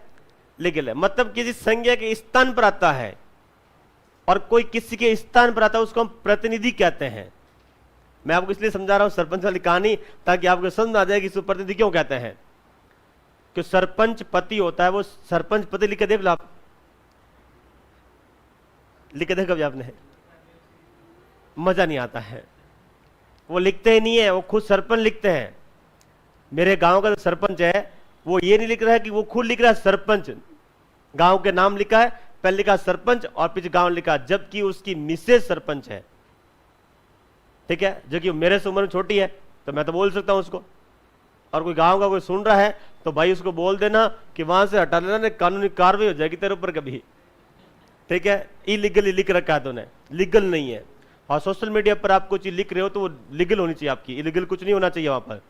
ठीक है, आप पर केस दर्ज हो सकता है। तो कह रहे सरकार कहीं से पढ़ा सकती है, कहीं से उसको फंसा सकती है। गलती इंसान कहीं नहीं करता है। ये इतनी बड़ी गलती है कि आपका परिचय क्या देर का है? गलत, गुमराह करने वाला परिचय ये है। ये जनता को गुमराह करने वाला परिचय है, और आप पर केस बनता है और आप थोड़े दिन के लिए आ जाए पुलिस थाने है। बोलते ऐसे, इसलिए कहते सरकार के पास है, पुलिस के पास बहुत पावर होती है कहीं ना कहीं। और जो गलती नहीं करते कर लो, जो करना कर लीजिए। आपको जो करना कर लीजिए, क्या करेंगे आप? कुछ नहीं कर पाएंगे। ऐसे लोग क्या करते हैं, चीजों को डर करके साइड में कर देते हैं। तो ये आपके, तो अब कोई किसी एक परिवार के लिखा है ना सरपंच साहब, पापा जी सरपंच है, मम्मी सरपंच है, पापा लिखा सरपंच, तो लिखा दीजिए, कोई फर्क नहीं पड़ता। लोगों को पता है कि आप सरपंच नहीं है, और लोगों को पता है कि आपकी वजह से ही वो आपकी मम्मी बनी है। यही है, मम्मी की वजह से मम्मी सरपंच नहीं बनी है, ये भी पता होता है। मम्मी तो घर से बाहर नहीं निकलती है। अच्छा, कई तो ऐसी स्थिति है कि गांव का विकास नहीं होता साहब। गांव का विकास कहां से होगा? सरपंच कौन है? अब होता कि सुनिएगा, साहब सरपंच बनेंगे, पर साहब किसी कारणवश सरपंच नहीं बन पा रहे। साहब पर कोई आपराधिक केस हो गया, या साहब सरकारी जवाई है, जो भी है, नहीं कर पा रहे। सरकारी जवाई मतलब सरकारी नौकर है। नौकर नहीं बोल सकता, नौकर एक छोटा शब्द है भाई। आप किसी नौकर बोलिए, आप किसी को नौकर बोलिए आप एक बार, ये नौकर है, मतलब समझ गए आप। इससे मैं इस शब्द का प्रयोग नहीं करता हूं। जवाई मतलब समझ लीजिए पूरे मान सम्मान वाला व्यक्ति है। मान सम्मान का है, तो जिसके भी सरकारी नौकरी है, आजकल वो जवाई से भी बड़ा है। वो जवाई वही बन सकता है जिसे सरकारी नौकरी हो। यही है, तो डायरेक्ट यही जवाई है, सीधा। तो कोई कमी नहीं है इस नाम में, नामकरण कमी नहीं है, ठीक है। तो ये क्या करते हैं, ये चाहते हैं कि इनकी पत्नी क्या बन जाए, सरपंच चुनाव लड़ ले। और फिर पता चलता कि पत्नी तो 8वीं पास भी नहीं है, 5वीं फेल है। अब साहब कहां जाएंगे? सर्टिफिकेट लाए कहीं फंस जाए, तो साहब क्या करते हैं, अपनी पुत्री को लड़वाते हैं सरपंच चुनाव। और पुत्री की शादी हो रखी है कहीं और। अब मुझे बताइए कि इन साहब के चक्कर में पूरे गांव वाले इसको वोट देते हैं, और ये कहां बैठी रहेगी? ससुराल। ये पढ़ी लिखी है, ससुराल बैठी है, और साहब सरकारी नौकरी कर रहे हैं, अपना काम कर रहे हैं, इन रोटियां सीख रही है पूरी की पूरी। और फिर ये इसको बनाते हैं। अब मुझे बताइए, इस गांव का धनी धोरी कौन है? कोई नहीं है, क्यों गांव वाले खुद ही धनी धोरी नहीं है, तो इनका प्रतिनिधि कौन करेगा? अब बताइए, इनका प्रतिनिधि कौन बनेगा? इनका पति बिल्कुल ही भाग नहीं लेगा, कि वो दूसरे गांव का है, वो यहाँ के पंचायत करता ही नहीं है, बिल्कुल नहीं करेगा। करता है क्या है? बिल्कुल नहीं करता है। मेरे 2 मित्र हैं जिनके साथ ये घटना है, ठीक है, बिल्कुल नहीं कर रहे हैं। अच्छा, आपकी पत्नी है क्या सरपंच है? नहीं, नहीं कर सकते आप ऐसा। ये घटनाक्रम आगे से नहीं करते हैं। पड़ोसी गांव में आप आकर के ये निर्णय नहीं कर सकते इस गांव में ये विकास होगा, ठीक है। वो गांव की राजनीति है, कोई शहर की राजनीति नहीं है, वो गांव की राजनीति है। और गांव में गांव वाला ही बोल सकता है, बाहर ए भाई कौन है? जवाई साहब है तो जवाई साहब थोड़ा साइड में लो। नहीं हो सकता, क्योंकि धड़े होते हैं वहां पर। विपक्ष वाला तुरंत बोल देगा ये क्या कर रहा है यहाँ पर। आपको राजनीति सीखनी, राजनीति असली में। आप गांव सरपंच चुनाव लड़ लो, आपको सब समझना है कि राजनीति क्या होता है। मैं तो ये कहता हूं कि सरपंच चुनाव जिसने जीत लिया हो ना, वो चाहे तो कोई भी चुनाव जीत सकता है। सबसे आसान चुनाव है, ठीक है, एमएलए एमपी का। और सबसे कठिन चुनाव है वो गांव का सरपंच बनना, कि सारी राजनीति वहां पर होती है। तो ये होते हैं प्रतिनिधि, ठीक है, होते हैं प्रतिनिधि जो कभी काम कम ही आते हैं, अर्थहीन होते हैं वो। ये तो फिर भी कौन सा होता है, इनसे कोई अर्थ निकाला जा सकता है, उनसे भी कोई निकाला जा सकता है, ठीक है। ये क्यों आए, किस लिए आए, लिखिए यहां पर।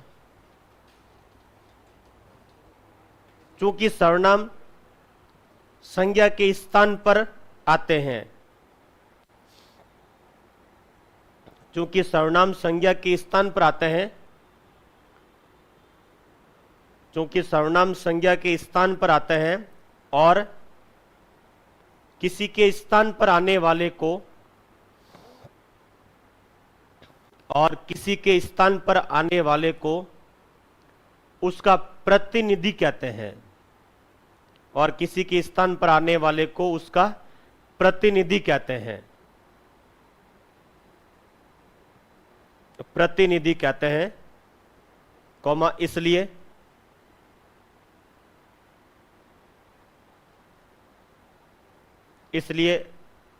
इन्हें संज्ञा प्रतिनिधि कहते हैं, इसलिए इन्हें संज्ञा प्रतिनिधि कहते हैं, इसलिए इन्हें संज्ञा प्रतिनिधि कहते हैं।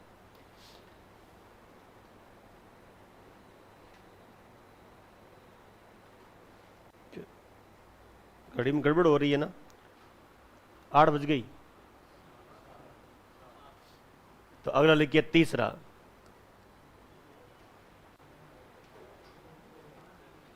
एक नाम और लिखिए प्रतिनाम।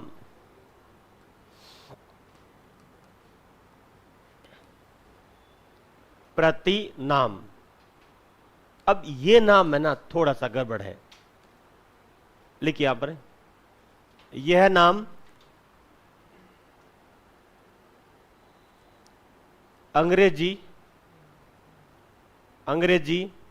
प्रोनाउन, प्रोनाउन लिखो, PRONOUN। सही लिखा? कहीं मैंने गलत नहीं बोल दिया भाई? ये ना अंग्रेजी प्रोनाउन का हिंदी रूपांतरण है। अंग्रेजी प्रोनाउन का हिंदी रूपांतरण है। कॉमा, जो सर्वमान्य नाम नहीं, जो सर्वमान्य नाम नहीं बन पाया है। मतलब हिंदी में इससे मान्यता नहीं मिली। किस नाम को? प्रतिनाम को। बाकी सर्व, संज्ञा, संज्ञा प्रतिनिधि ये सब है, ठीक है, पर इससे मान्यता नहीं है, क्योंकि ये तो अंग्रेजी प्रोनाउन का ट्रांसलेट किया हुआ है, प्रतिनाम कर दिया। तो आपने पढ़ा होगा कि अंग्रेजी में संज्ञा नाउन, ठीक है, संज्ञा तो नाउन है, वो तो ठीक हो गया, पर प्रोनाउन को प्रतिनाम बोल रहे हैं, यानी संज्ञा की प्रति। तो हमने प्रतिनिधि कर रखा है, और प्रतिनिधि इसका नहीं है, इसका नहीं है, तो ये नाम जरा प्रचलित नहीं है, ठीक है, इसको अस्वीकार कर दिया गया है। तो आगे लिखिए, अर्थात इसे अस्वीकार कर दिया गया है। अर्थात इसे अस्वीकार कर दिया गया है। अर्थात इसे अस्वीकार कर दिया गया है।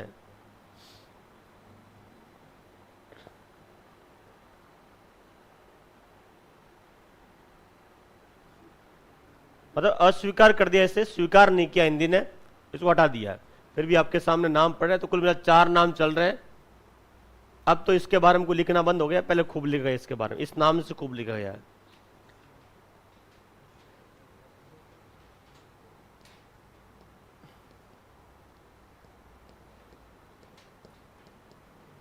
अगला बिंदु है कुल सर्वनाम।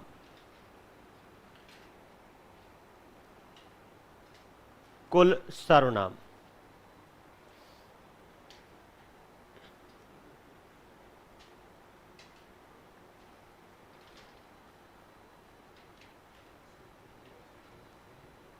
हिंदी में सब मिलाकर, हिंदी में सब मिलाकर,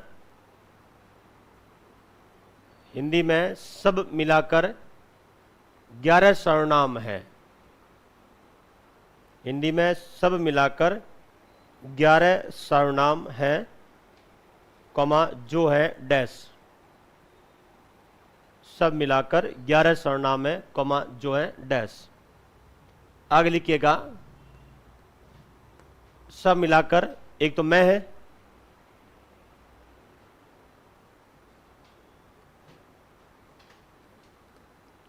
तू,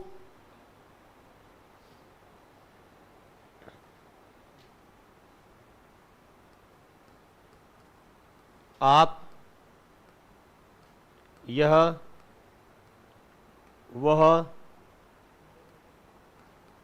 जो, सो, कौन, रुको, जो, सो,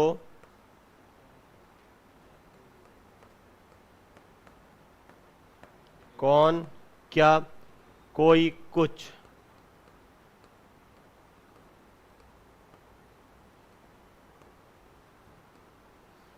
कौन, क्या, कोई, कुछ, ये 11 सर्वनाम है।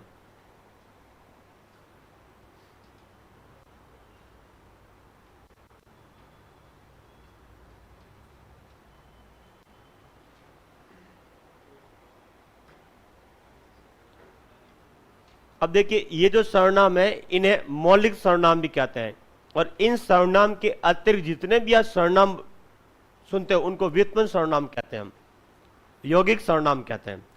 ये सब कौन सा है? मौलिक सर्वनाम है। और मौलिक से बना हुआ कोई सर्वनाम होगा वो कौन सा होगा?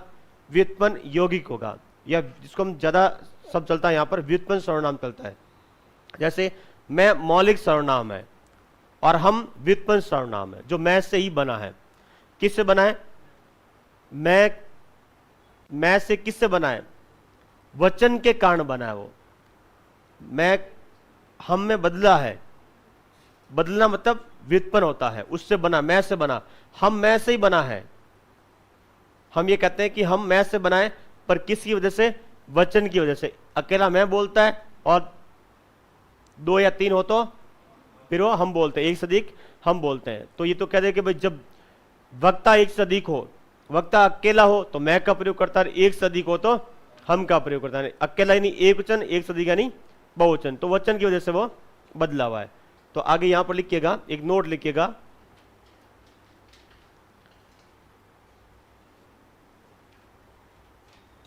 इन सब सर्वनामों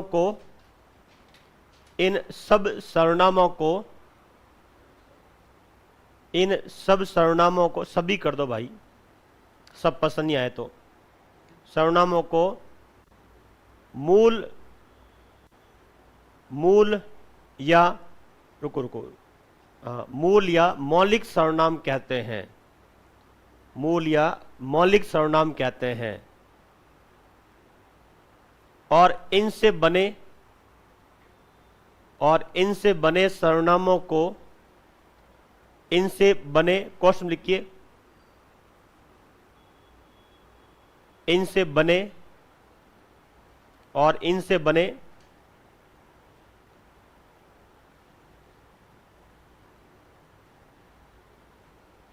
सर्वनामों को,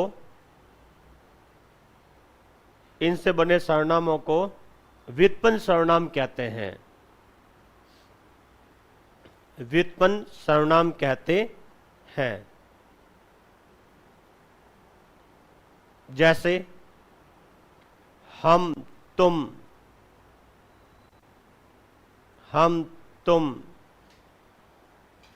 इसने इत्यादि। हम तुम इसने इत्यादि। इन्हें यौगिक सर्वनाम भी कहा जाता है। इन्हें यौगिक सर्वनाम भी कहा जाता है।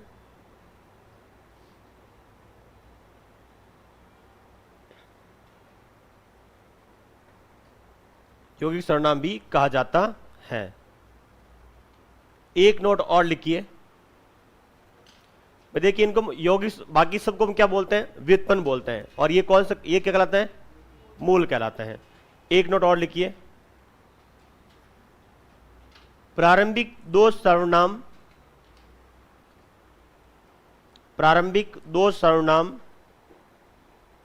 मैं, प्रारंभिक दो सर्वनाम मैं, कोष्टम लिखिएगा, कोष्टम लिखिए, आगे पढ़ेंगे पर पहले लिखा जाता हूं मैं आपको। उत्तम पुरुष, प्रारंभिक दो सर्वनाम मैं। अरे देवी, मैं कौन सा लिख रही हो? मैं 2 मात्रा वाला मैं है। मैं ये मैं है, वो मैं है, उसमें और उसमें। ये देखिए भाई, ये कौन सा है? मैं। और ये क्या है? मैं। ये मैं है और ऊपर मैं है, दोनों का अंतर सुन लेना, उच्चारण आप।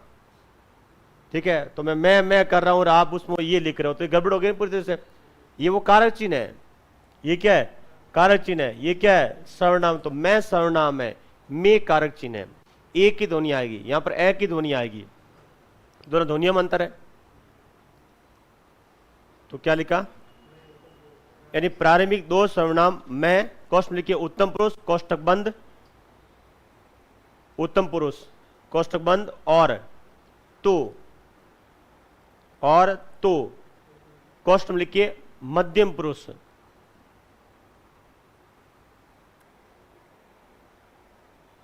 मध्यम पुरुष प्रधान सर्वनाम है, प्रधान सर्वनाम है, प्रधान सर्वनाम है, पूर्ण विराम। शेष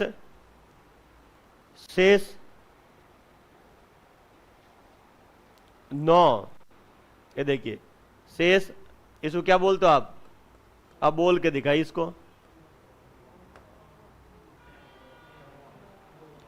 नौवा क्या नौवा? नौवा बोलते इसको। तो लिखिए शेष नौवा सर्वनाम को, शेष नौवा सर्वनाम को अप्रधान सर्वनाम कहा जाता है, अप्रधान सर्वनाम कहा जाता है।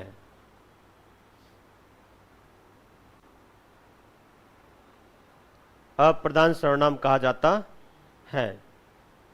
अब इसमें क्या होता है, इसको कारण यदि आप सुनना चाहोगे तो मैं सुना देता हूं, लिखाने की आवश्यकता मुझे लगता है नहीं, क्यों इस तरह से प्रश्न पे बनता ही नहीं है, वो इतना गहरे में क्या बनाएंगे प्रश्न को। पूर्ण विराम लगा दो। इन दोनों को प्रधान क्यों कहते हैं? जब कोई बातचीत चल रही हो तो एक तो होता बोलने वाला वक्ता और एक होता सुनने वाला श्रोता, तो दो ही तो होते हैं भाई। बातचीत का प्रधान केंद्र कौन है? दो ही तो है, एक तो बोल रहा वो और एक सुन रहा है। और बातचीत का माध्यम क्या होता है? बाकी सब सर्वनाम बातचीत के माध्यम होते हैं। यदि आपके प्रश्न ऐसा बन जाए, ठीक है, कि इनमें से अन्य सर्वनाम कौन सा है, और प्रश्न में आ जाए कि मैं, हम, यानी मैं, एक सुना, मैं, आप, तू और कोई, तो फिर आपको कोई को अन्य सर्वनाम करना पड़ेगा। कोई भी अन्य सर्वनाम में ही आता है। अच्छा, यदि ऐसे बन जाए, अन्य पुरुष सर्वनाम है, सुना एक बार, अन्य पुरुष सर्वनाम है, मैं, आप, तू, कोई, तो आप लोग रटक जाओगे। अन्य पुरुष कौन सा है? यह वह है, यह वह ही नहीं, आपत्ति लगाओगे, आपत्ति लगाते हैं प्रश्न डिलीट हो जाएगा। अरे भैया डिलीट नहीं होगा प्रश्न, उसने प्रश्न किया प्रधान और अप्रधान से किया उसने। दो सर्वनाम प्रधान है, उत्तम पुरुष और मध्य पुरुष, वक्ता और श्रोता प्रधान होता है, से सब अप्रधान अन्य में आते हैं। समझ गए आप? तो वास्तव सर्वनाम को देखा जाए, यदि सर्वनाम की प्रधानता के आधार पर सर्वनाम को देखा जाए तो उत्तम पुरुष और मध्यम पुरुष होते हैं प्रधान सर्वनाम, और शेष सर्वनाम, सब सर्वनाम अप्रधान होते हैं, जो अन्य पुरुष होते हैं, जो क्या होते हैं? अन्य पुरुष होते हैं। तो ऐसे प्रश्न डिलीट कैसे करोगे आप? ऐसे प्रश्नों को फिर आप डिलीट कैसे करोगे? तो कई मुश्किल बन जाती है। आप जानते हो ग्रेड सेकंड, जो रीट लेवल सेकंड में अभी हाई कोर्ट ने कमेटी बैठा रखी है। रिजल्ट जारी हो गया क्या? रीट लेवल सेकंड में रिजल्ट जारी हो गया अधीश बोर्ड द्वारा, पिछली रीट का, जिनकी वेटिंग चल रही है अभी। भर्ती मतलब नियुक्ति रोकी गई उसमें, जो हो गई होगी, अब नियुक्ति रोकी पड़ी है उसमें।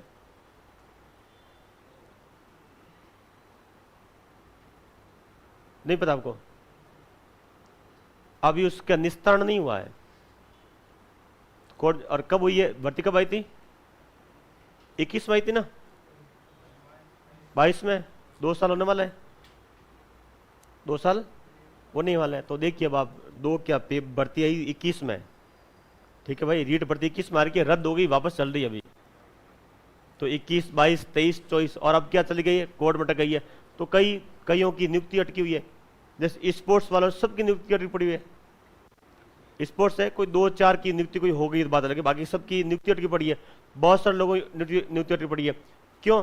कि निस्तारण नहीं हो रहा है। क्यों नहीं हो रहा है? कि अभी वो आपत्ति लगी, उस आपत्ति निस्तारण नहीं हुआ, तो कोर्ट ने कमेटी बैठा रखी है। कमेटी, एक्सपर्ट कमेटी क्या तय करती है कि बताओ इसमें क्या करता है क्या नहीं करता है, ठीक है। तो इस तरह से तो ये इसको तो एक्सपर्ट कमेटी कर देगी कि भाई हाँ ठीक है, तो प्रधान के अनुसार तो सब आने में जाएगा, ठीक है। वो स्रोत अब एक्सपर्ट कमेटी में भाई एक्सपर्ट अच्छा है तो ठीक है, और एक्सपर्ट ही नहीं है तो फिर वही है जो किसी ने लिख कर दिया मार्केट से मान लेंगे, पर ऐसा नहीं है। जब इतना दबाव होता है तो एक्सपर्ट कमेटी सोच समझ के बैठ जाती है, ठीक है।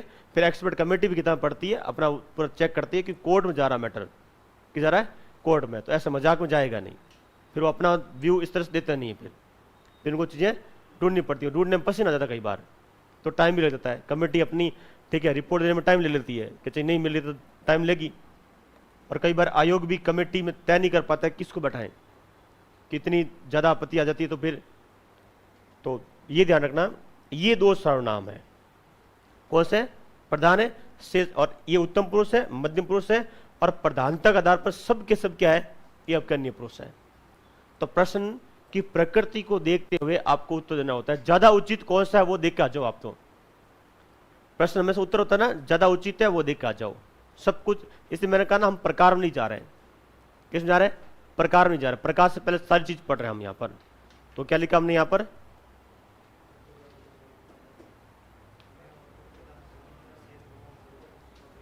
अप्रधान सर्वनाम कहा जाता है, तो लिखिए इसमें, इसका कारण है बातचीत का वास्तविक माध्यम, बातचीत का वास्तविक माध्यम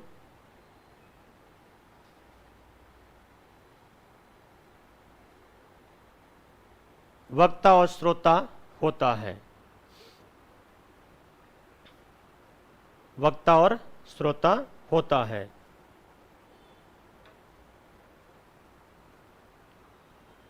वक्ता और श्रोता होता है, इसलिए वक्ता,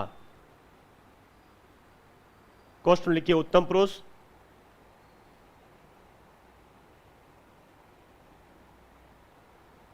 और श्रोता,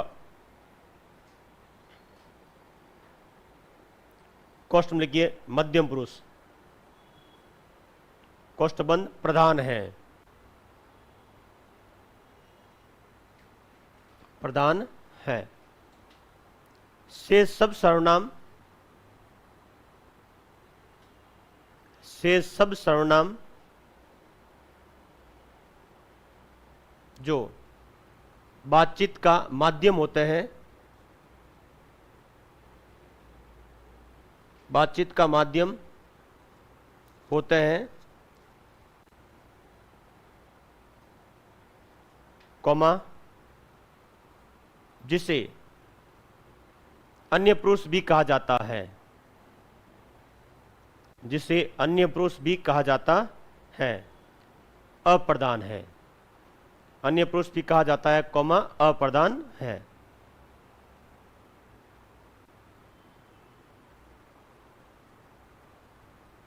अप्रधान है, पूर्ण विराम। अतः यदि प्रश्न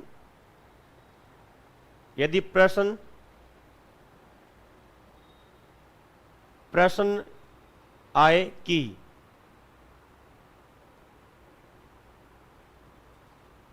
अन्य पुरुष सर्वनाम है, अन्य पुरुष सर्वनाम है, और विकल्प में, रुको, और किन्हीं तीन विकल्पों में, और किन्हीं, अरे कहीं नहीं है, किन्हीं है, बहरेपन की हद होती है,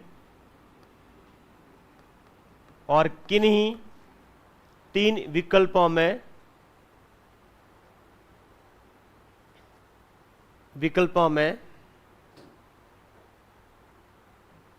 मैं, अब ये आएगा किन्हीं तीन विकल्पों में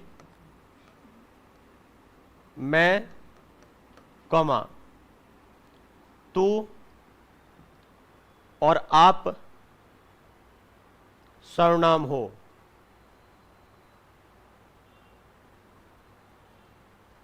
तथा किसी एक विकल्प में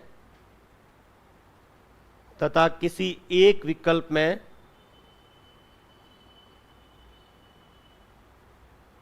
कोई सर्वनाम हो।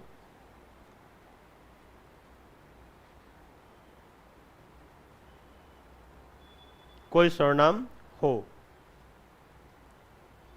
कमा, तो ऐसी स्थिति में कोई अन्य पुरुष सर्वनाम माना जाएगा।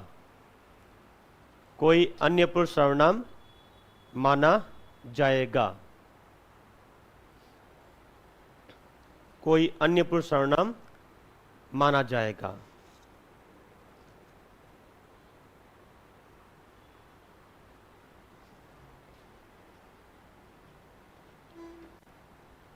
आगे समझ में प्रश्न भी आ गया भाई, कोई के अतिरिक्त कोई भी हो वो किस में आ जाएगा, फिर अन्य पुरुष में आएगा। क्यों, उत्तम पुरुष में दो ही होते हैं, मैं और तू, और आप होता है वो आर्द्रार्थ में आ जाता है। आप किस में आता है, आर्द्रार्थ बहुवचन में वो मध्यम पुरुष में आ जाता है। अरे उत्तम पुरुष और मध्यम पुरुष दो ही है, और आप होता है वो आर्द्रार्थ बहुवचन के रूप में मध्यम पुरुष में आता है। आर्द्रार्थ बहुवचन कैसे, किसी को आदर देने के लिए हम, एक तो सर्वनाम देखिए मैं है, मैं का बहुवचन हम, दूसरा सर्वनाम तू मध्यम पुरुष, उसका बहुवचन तुम। अब किसी को बार बार देखिए तू और तुम तो बोल नहीं सकते हो भाई, हर व्यक्ति को तू और तुम तो बोल नहीं सकते, तो फिर भाषा में जो मजा है ना वो नहीं आता हिंदी में। अंग्रेजी क्या सरल है, हमें बार बार अंग्रेजी तुलना क्यों करता हूं, बहुत सरल है भैया, बहुत, उसे सीखना सरल है, बोलना सरल है, समस्या नहीं है। यू सब समझ गया आप, पापा यू, मम्मी यू और मित्र यू, हम बोलते, बोल के देख लो आप भाई। हम मम्मी को ही क्या करते हैं, मम्मी को तू बोल सकते हैं, पापा को हर हाल में आप बोलना पड़ेगा। तुम भी बोल के देख लीजिए आप, एक झापट आएगी सीधी। तुम कौन है, मैं बताऊं आपको, तुम का प्रयोग कब करते हैं, तू का कब करते हैं, आप का प्रयोग कब करते हैं। हम ये सारी चीज यहां से पढ़ के जाएंगे, गलती से नहीं बोल सकते हम। और मम्मी को, कुछ लोग मम्मी को आप बोलते हैं, मम्मी आप क्या कर रहे हो, अरे थोड़ा भाई आप बोल रहा है तो तू तेरी मम्मी से प्रेम नहीं कर रहा है। हिंदी तय कर रही है पहले से, हिंदी सब कुछ सिखाया हमें। मां को कभी भी आपके साथ नहीं बोला जाता है, वो घनिष्ठ होती है, उसके बच्चे की घनिष्ठतम होती है। जब बच्चा छोटा होता है ना, उसके लिए माँ होती है, सब कुछ माँ होती है, कि कोई और होता है, कोई नहीं। बापू भी सेकेंडरी होता है छोटे बच्चे के लिए, दूध पीते बच्चे के लिए, हाथ लेकर रोने लग जाएगा, माँ के आंचल चिपकते ही क्या हो जाएगा, चुप हो जाएगा, वहां पर होता है ऐसा, तो छोटा बच्चा होता है। तो उसके साथ कभी उसको कहते हैं, मैं पढ़ूंगा आपको, कभी उसको क्या करते हैं हम, आप शब्द से संबोधित नहीं करते हैं। क्या संस्कार होते हैं, संस्कार तो बाबूजी बोलो ना आप, वो संस्कार है हमारे। आपसे जो भी अनजान व्यक्ति, छोटा चाहे बड़ा है, उसको आप बोलो, वो क्या आपके लिए संस्कार है। समझ गया आप, जो आपका घनिष्ठ नहीं है उस सबको क्या बोलो आप, ये संस्कार है। पर संस्कार हमें भी कुछ चीजें देखनी पड़ती है कि वो किस स्तर का है, ठीक है, वो चीज देखनी पड़ेगा। मैम एक नोट और लिखिए, एक नोट और लिखिए,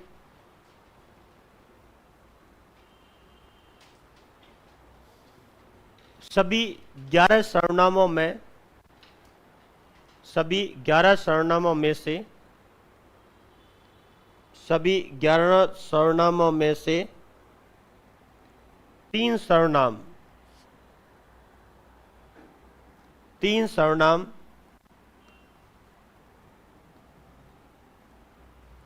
सो, क्या और कुछ, 3 सर्वनाम सो, क्या और कुछ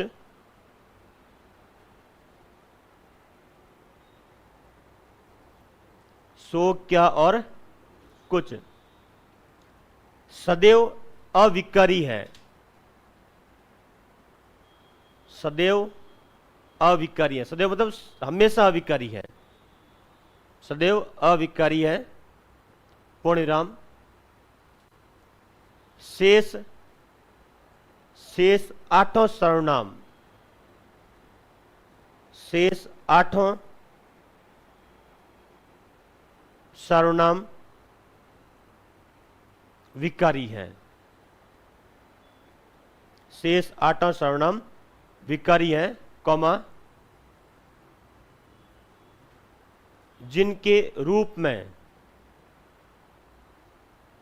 विकार, जिनके रूप में विकार ऑब्लिक रूपांतर,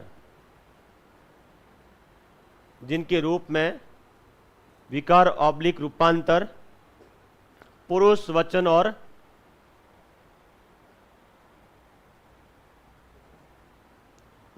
और कार्य के अनुसार होता है, पुरुष वचन और कार्य के अनुसार होता है। जैसे पुरुष वचन और कार्य के अनुसार होता है, जैसे डैश। अब जो आगे आगे कम से कम 2 घंटे का टॉपिक है ये ना, ये जो नोट लिखा है ये 2 घंटे का नोट है। 1.5 घंटा तो मान कर चलिए, कितना स्पीड पढ़ेगा ना, 1.5 घंटा लगेगा हम इसको पढ़ने में आराम से। ये जो अभी लिखा है ना मैं नोट, अभी ये कोई इतना छोटा नोट नहीं है। जैसे का मतलब अब कहानी शुरू होगी कि कौन सा सर्वनाम लिखा हमने, मैं, तू, आप, यह, वह, जो, कौन, कोई, ये विकारी होते हैं। इनके रूप में विकार कैसे उत्पन्न होता है, कैसे प्रश्न बनता है, ये सारी चीज पढ़नी पड़ेगी इसमें, ये सारी चीज में पढ़नी पड़ेगी। क्योंकि पीछे प्रश्न उठा के देखोगे, यदि ये नहीं पढ़ा तो समझ में नहीं आएगा आपको ये, तो ये हमें पढ़ना पड़ेगा। सर्वनाम में सबसे ज्यादा जटिल कोई है तो इसका विकार जो हो रहा है वो है। आप बोल रहे ना कि सर्वनाम विकारी होता है ऐसा, पर तो अब विकारी देखिए 3 अविकारी है, इनके रूप में कभी परिवर्तन नहीं कर सकते आप। अब बताइए प्रधान सर्वनाम कितने हैं? 3। किसने बोला 3? प्रधान सर्वनाम 2 है, एक तो मैं और एक तू। मैंने कोष्ठक में उत्तम पुरुष मध्यम पुरुष क्यों लेकर आया? क्योंकि पेपर बनाना वाला प्रकाश से प्रश्न कर सकता है आगे जाकर। भाई पेपर बनाने वाला पास पूरा टॉपिक होता है, अभी हमने पूरा टॉपिक पढ़ा नहीं है, हम पढ़ते हुए आगे बढ़ रहे हैं। तो उत्तम पुरुष और मध्यम पुरुष यानी मैं और तू, अभी हम मैं और तू पर चल रहे हैं। मैं और तू प्रधान है, बाकी सब अप्रधान है। हो गया, उत्तम पुरुष मैं, मध्यम पुरुष तू, और शेष सब किस में आते हैं? अन्य पुरुष में। अभी प्रकार में नहीं गए, मैं प्रकार से पहले बता रहा हूं, शेष सब किस में आ गए? अन्य पुरुष में। ठीक है, अच्छा मौलिक सर्वनाम कौन सा है? ये जितने भी लिखे सब मौलिक यानी मूल सर्वनाम है, और इनसे जो इनके अतिरिक्त जितने भी हैं वो सब व्युत्पन्न है, यौगिक है। समझ गए आप? इनके अतिरिक्त जितने भी आपको मिलते हैं, यदि सर्वनाम को इतने देखिए, मूल हमारे पास कितने हैं? 11 है। अब 11 सर्वनाम और इनके व्युत्पन्न को 11 सर्वनाम के गोलियां बनाकर एक सर्वनाम की एक गोली बनाएं और एक बॉक्स में डाल दें, तो कितना बॉक्स भरेगा? आप एक को नाम पर्ची बनानी छोटी सी, उसमें आपको नाम लिखना है, मैं, दूसरी पर्ची पर लिखना तू, सबको बना करके हम एक गोली बनाकर डाल देते हैं, 11 गोली बनेगी। कितना बड़ा बैग बनेगा? इतना ही बढ़ेगा, जो बॉक्स इतना बनेगा। अब इनके व्युत्पन्न जितने भी व्युत्पन्न है सबकी गोलियां बनाकर एक जगह डाल दीजिए आप, कितना बड़ा बॉक्स बनेगा? इतना बड़ा बॉक्स बन जाएगा। समझ गए आप? व्युत्पन्न इतना बड़ा बॉक्स बनेगा। अब पेपर क्या करता है? एक को आंख बंद करता है, एक उठाता है, चलो इसका प्रश्न बनाता हूं मैं। आपसे पूछता बताइए ये सर्वनाम क्या है, इसके बारे में बताइए। आप जो पूछे वो सब आपको आना चाहिए परीक्षा हॉल में। समझ गए? तब सर्वनाम का पूरा होगा। 11 पढ़ लिए, प्रकार पढ़ लिए, चले गए। अब वो बताइए कैसे क्या है, वो सब कुछ आपको बताना पड़ेगा। इसे पेपर बनने के बाद कुछ भी नहीं है, जीमने के बाद में चालू होता है भाई साहब, होता है। जो भी है खाना पहले खा लो, फिर पता नहीं वापस कब मौका मिलेगा खाने का। नहीं है भाई, शाम को चालू कर लिया, सुबह पता नहीं कब हो, वापस भर्ती कब आए पता नहीं है। तो जीवन में आपको यह अवसर, ये मानकर चलिए कि आपको अंतिम बार भोजन मिल रहा ही है। ठीक है, अब जीवन भर के लिए आपको भोजन नहीं मिलेगा, जिसकी लास्ट वैकेंसी उसके लिए ये अंतिम प्रयास है। तो इन्हें हम पढ़ेंगे, और ये पढ़ने के बाद में सर्वनाम हमारे लिए आधे घंटे 1 घंटे में हमारा पूरा हो जाएगा, प्रकार वाला मैटर। बस 1 घंटा तो क्यों आपको थोड़ा समझने लगता है, बाकी मैं तो कहता हूँ 30 मिनट का टॉपिक है पीछे, बस यही है। ये समझ में आ गया, सब कुछ समझ आ जाएगा ये आपको। बाकी सर्वनाम आपको समझ में आएगा पूरा का पूरा, सर्वनाम विश्लेषण पूरा। या तो वैसे भी नहीं आएगा, सर्वनाम के साथ सर्वनाम कभी नहीं आएगा पूरा, क्योंकि इसके ये खुद जाकर के विश्लेषण बन जाते हैं, तो फिर वो पढ़ेंगे तब समझ में आएगा। ठीक है, तो चलो आज की धन्यवाद, कल फिर मिलते हैं। आपका दिन शुभ हो।